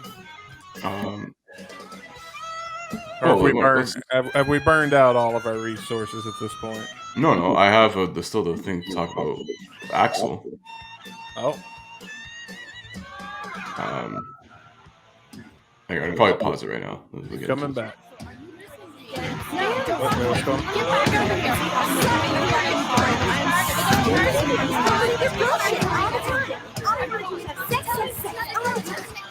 Oh, it's the bitches. Oh, that's the bitches.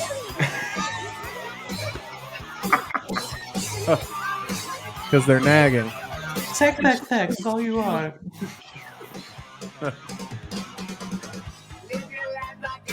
All right, I'm paused.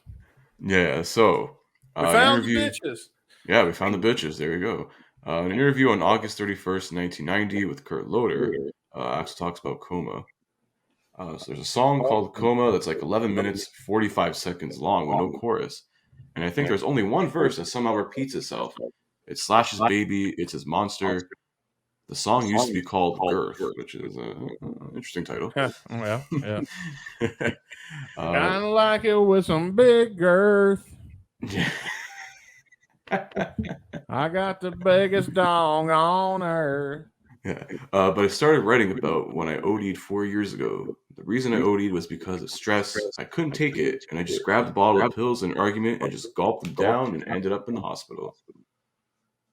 Oh, But wow. I liked that I wasn't in the fight anymore. I was fully conscious that I was leaving. I liked that. But then I go, all of a sudden, my first real thoughts were that, okay, you haven't toured enough. The record's not going to last. It's going to be forgotten, this and that. You have work to do. Get out of this. And then I went, no. And I woke up, and pulled myself out of it. But in the describing of that, some people could take it wrong and think that means go put yourself in a coma, And so it's really tricky. And I'm still playing with the words to figure out how to, show some hope in there. I Quote from feel Axl that. Rose. You remember when I thought I was going to die and I was like, shit, I better make sure Caputo's got all of our login shit just in case. That's been a while ago. That has been. Some season 1 problem. Yeah. Something like that. Season 1? No, it was season 2 because I was living at the house when I had my first sugar attack. My blood sugar situation. Oh, well, let's get back into it. Hopefully I won't go into a diabetic coma.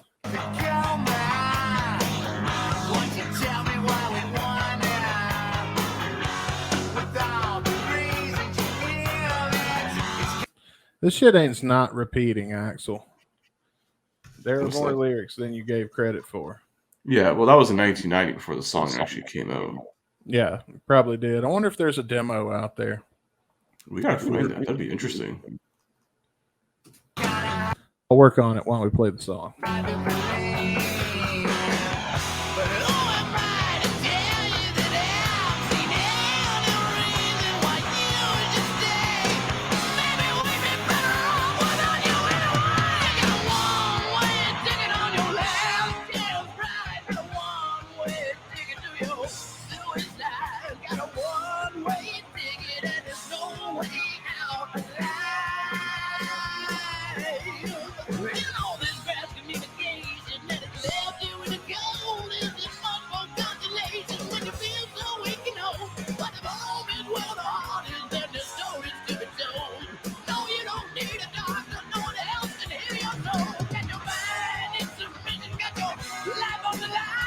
All right, so I wasn't able to find a demo. I figured if there was going to be a demo online, it'd be on YouTube.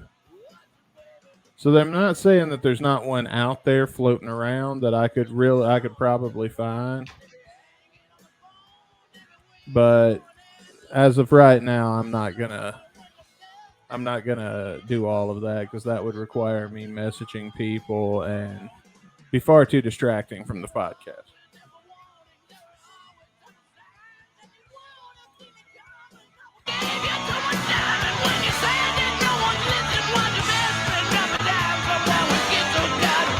And you'll be sucking down the Clorox. What if that's what that was like leftover fucking verses from Coma?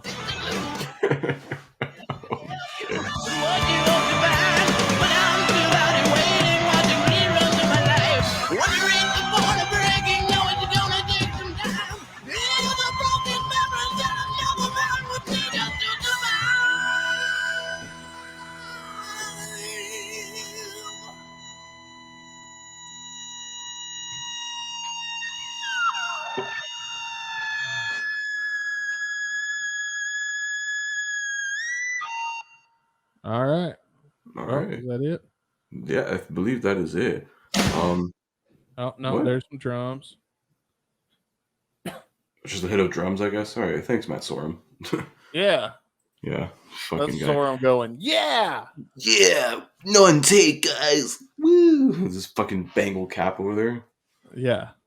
I'm going to play this real quick since we've been listening to this song for a minute. This heavy in the industrial crunch department has cut a cut on the soundtrack of the new Arnold Schwarzenegger movie End of Days. Let's talk about, oh my god. Figure out how to make a record.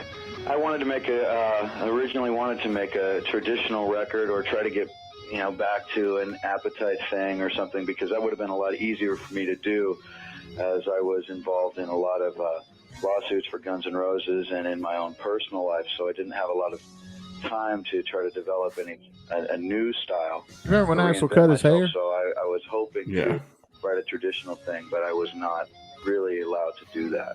What prevented you from doing like a traditional rock record? Slash.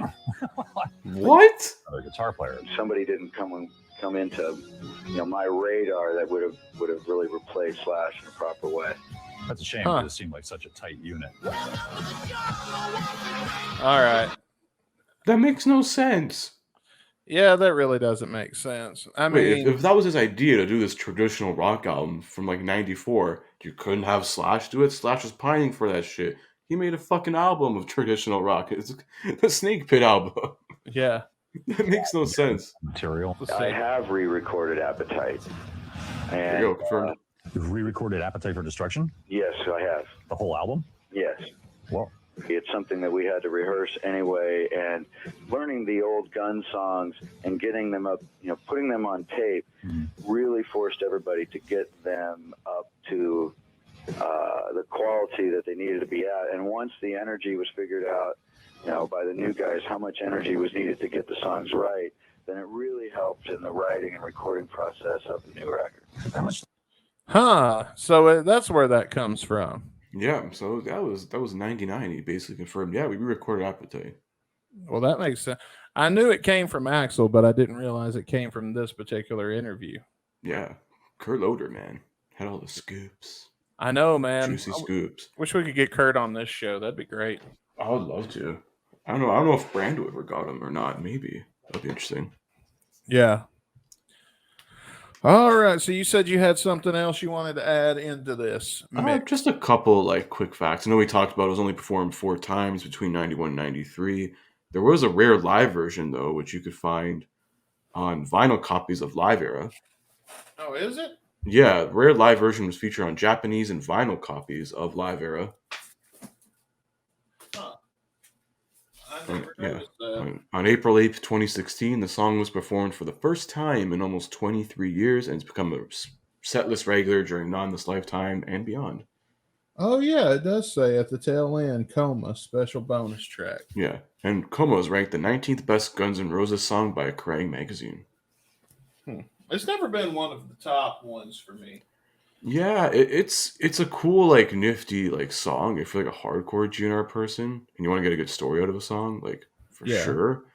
But it's not one like, a casual would go out of their way to do. Like, it was nice seeing them perform it a lot more frequently during Nonetheless Lifetime. I was like, oh, it's something cool. They're not just playing the same shit. But now it's like, Then it got kind of old. And then they brought it back. Like, oh, really? This shit again? Yeah. So it's like a double-edged sword, man, with that. Well, we've listened to Coma.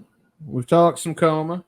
Mm-hmm. We've got our Coma fix now. Yeah. Who is going to review this song first and give their final thoughts? You know what? I think I should let you go first. You want me to go first? Yes, sir. All right. Well, I'm going to go first then. Here we go. So Coma, I'll start with the positives. I really like the repeating riff that we were talked about already once before. And I thought that sounded cool. I really liked it just kind of does kind of build and build and build lyrically, but it really doesn't tell me anything. Like I'd have to look up the lyrics to be able to understand what the fuck is going on and have to listen to it a bunch of times. And like the casual, as Chris said earlier, the casual fan is not going to do that much work. To the normal fan, this is just a long ass song. Now it's really cool because it's a Guns N' Roses song. that while I have access to, obviously I haven't listened to it all that much, so it is not that fresh to me, but still kind of fresh to me. And so that aspect of it's really cool. But my initial reaction, just going on, like sitting down, forcing myself to, I usually change it to a different song when Coma comes on. I ain't gonna lie. It's not one of my favorites, or it never has been anyway, but I've never sat down and just listened to it like I did just now. And even then, come on, wasn't really, we were doing a podcast. We had a little fun with it. I'm not even going to go down the middle because there are mid-tier GNR songs that I do like a lot better than this. I'm going to give this a 2. Okay. All right, Christopher, oops. Yeah. Oh, there he is. We're on screen. There we go. Sorry, I thought I kicked you out. Yeah, the longest GNR song in all of history so far, unless they want to, release a 20-minute version of "Eye on You," where it's just. But then again, they already sampled that in Hard School, so I don't think that's going to happen anymore. That is true. They did sample We it. may get the 30-minute version of Atlas Shrugged. Who knows? We'll see. Get the 30-minute version of Absurd. Absurd. It's just that on the phone. Oh, hang on.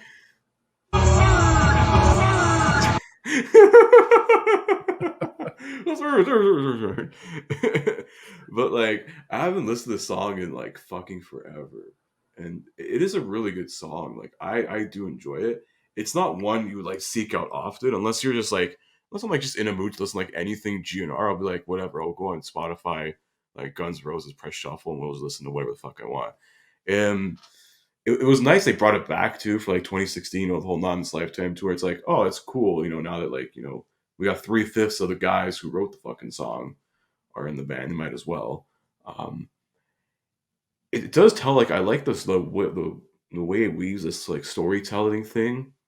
Like even through the beginning, like it starts off heavy with the riff, the turn. I love the riff, and intersplices the like with the whole the sound effects and all that stuff in there too. Really adds more to the experience of like this is essentially like someone telling their story of going through a coma in some way, like whatever they remember of it or from it. And it's good to see. It's very personal song towards like guys in the band as well.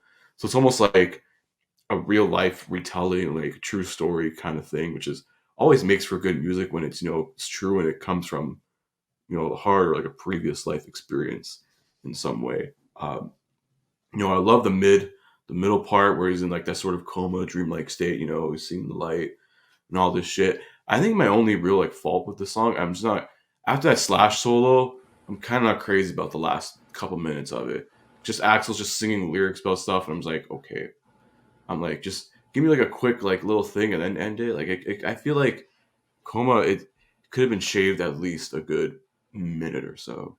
That's my only thing with the song. But in saying that, it is a really good song, and I can see why a lot of people, like a lot of like hardcore fans in the GNR community, hold this song in such high praise, high herald. They're like, fucking and why in a lot of lists it's in like the top 20, top 25, and rightfully so. It is a really good song, and it is almost like a great piece of art to end the first half of User Illusion in a way.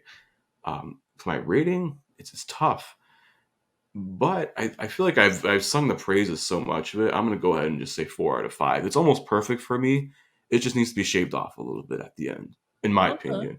And people are gonna fucking attack me on Twitter. Oh, you're crazy. I said no. I don't know what the fuck Axel's saying the last 2 minutes, just rambling on about shit. I'm not crazy.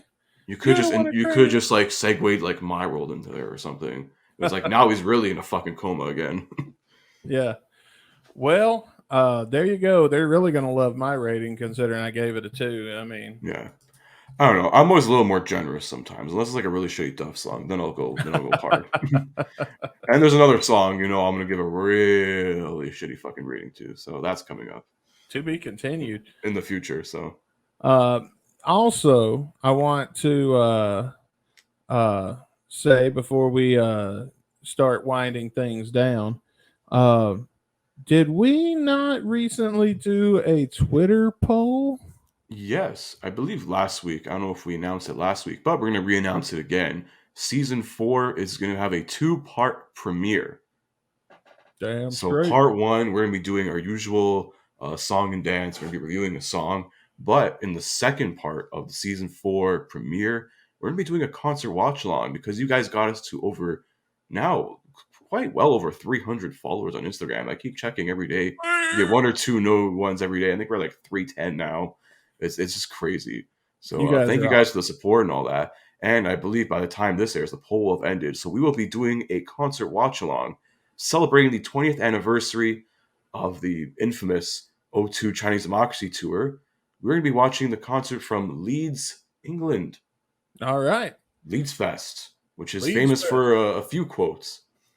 Yeah, well, we are going to be we're going to be checking that out next week on Guns and Radio as part of our 2-part season premiere. And we may have a special guest for that watch along too, so we'll have to wait and see. Ooh, I don't even know this. So I think I told you about this. Oh yeah, you did, and then I fucked up and forgot. Okay. Yeah, we'll have to invite him or her or them on there. You know, them. Listen, pronouns, pal. Pronouns, pal. Okay. I'm going to give you a choice, Chris. We're going to play Let's Make a Deal. All right. I can spin the wheel right now. And any song whatsoever for the first episode of season 2 could come up. It could be, I don't know, fucking something from Appetite. Ooh. It could be Chinese Democracy. Chinese Democracy is still floating around out there. We still got a little under half that album. Maybe some Chinese leftovers. It could be November Rain. Oh, shit. And then again, it could be a Duff song or an Izzy song. Actually, Izzy wouldn't be too bad. Duff, I wouldn't like. Adler, well, that depends. So I'm going to give you a choice. I will let you, Chris Caputo, choose right now on the air. We haven't talked about this. All right. We haven't discussed this or anything. I will let you choose the song right now, or you can take what's behind door number 2, and I can spin the wheel. Oh, that's tough. That's tough. That's tough. And I'm going to give you. I don't have a song in mind right now. I'm going to give you 10 seconds to make your decision. I don't have a song in mind. Like, do we want to spin the wheel? I want to risk it all. Let's go. All right, time's up anyway. You're saying spin the wheel? All right, here we go. Let's find out what it's going to be on the special premiere of season 2 of Guns and Radio. Of season 4. Why did I say season 2? Because it's Confuse Your Delusion 2. Yeah. And my delusion got confused. Twice. So here we go for the special season 4 premiere. Let's spin it.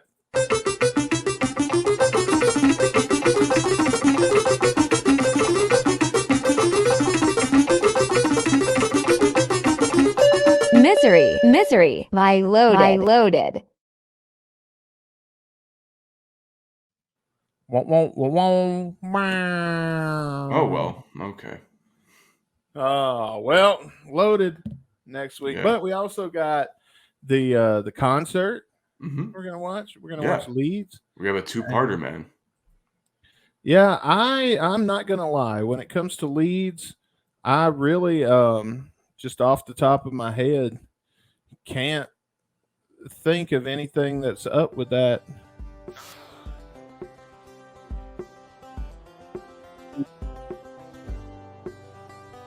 Did I lose you? Oh, no, you're there. Okay. I thought you muted yourself for a second. Braidwood ends season 3, doesn't it? With some technical difficulties. Yeah. But Leeds was like one of the first, because they, GNR did some shows earlier in the year in 2002. So this is like basically before the infamous North American tour. This was one that was actually on YouTube somehow. So we ended up rip the thing, and now we can watch it on YouTube. Okay. Yeah, and that's probably an interesting set list too. I mean, the whole 02 set lists are very samey-ish. Yeah. Save for the odd time they played Riyadh and the Bedouins.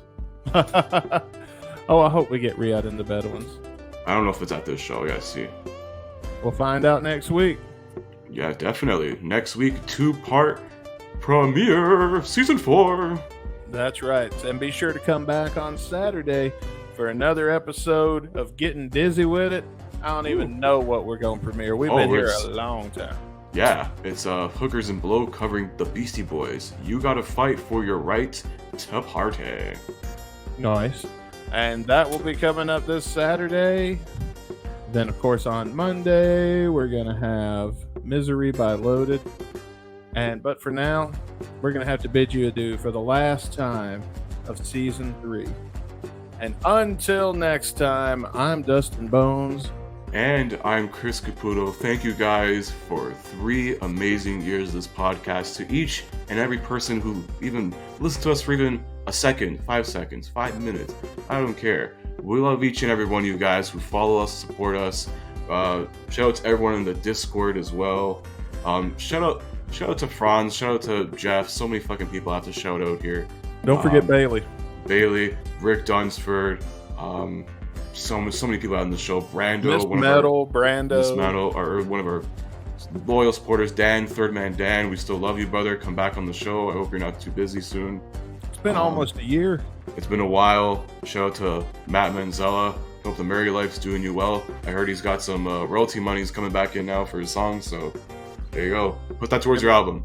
Maybe we'll get, I was about to say, maybe we'll get a fucking album out of him one of these days. Ian, shout out to Ian. Oh yeah, you'll hear some of his work very soon. He's going to be our new theme song. We premiere a new theme song next week. Hell yeah. I mean, so many more people to shout out, but seriously, guys, thank you so fucking much. And we're on some next level shit for season 4. So until then, guys, we're going to see you this Saturday for Getting Dizzy with It. But next Monday, we're going to have a 2-parter season 4 premiere. Stay safe. Peace out, guys. And we're going to see you next week, season 4. Confuse Your Delusion 2. The new era begins for Guns and Radio. Peace!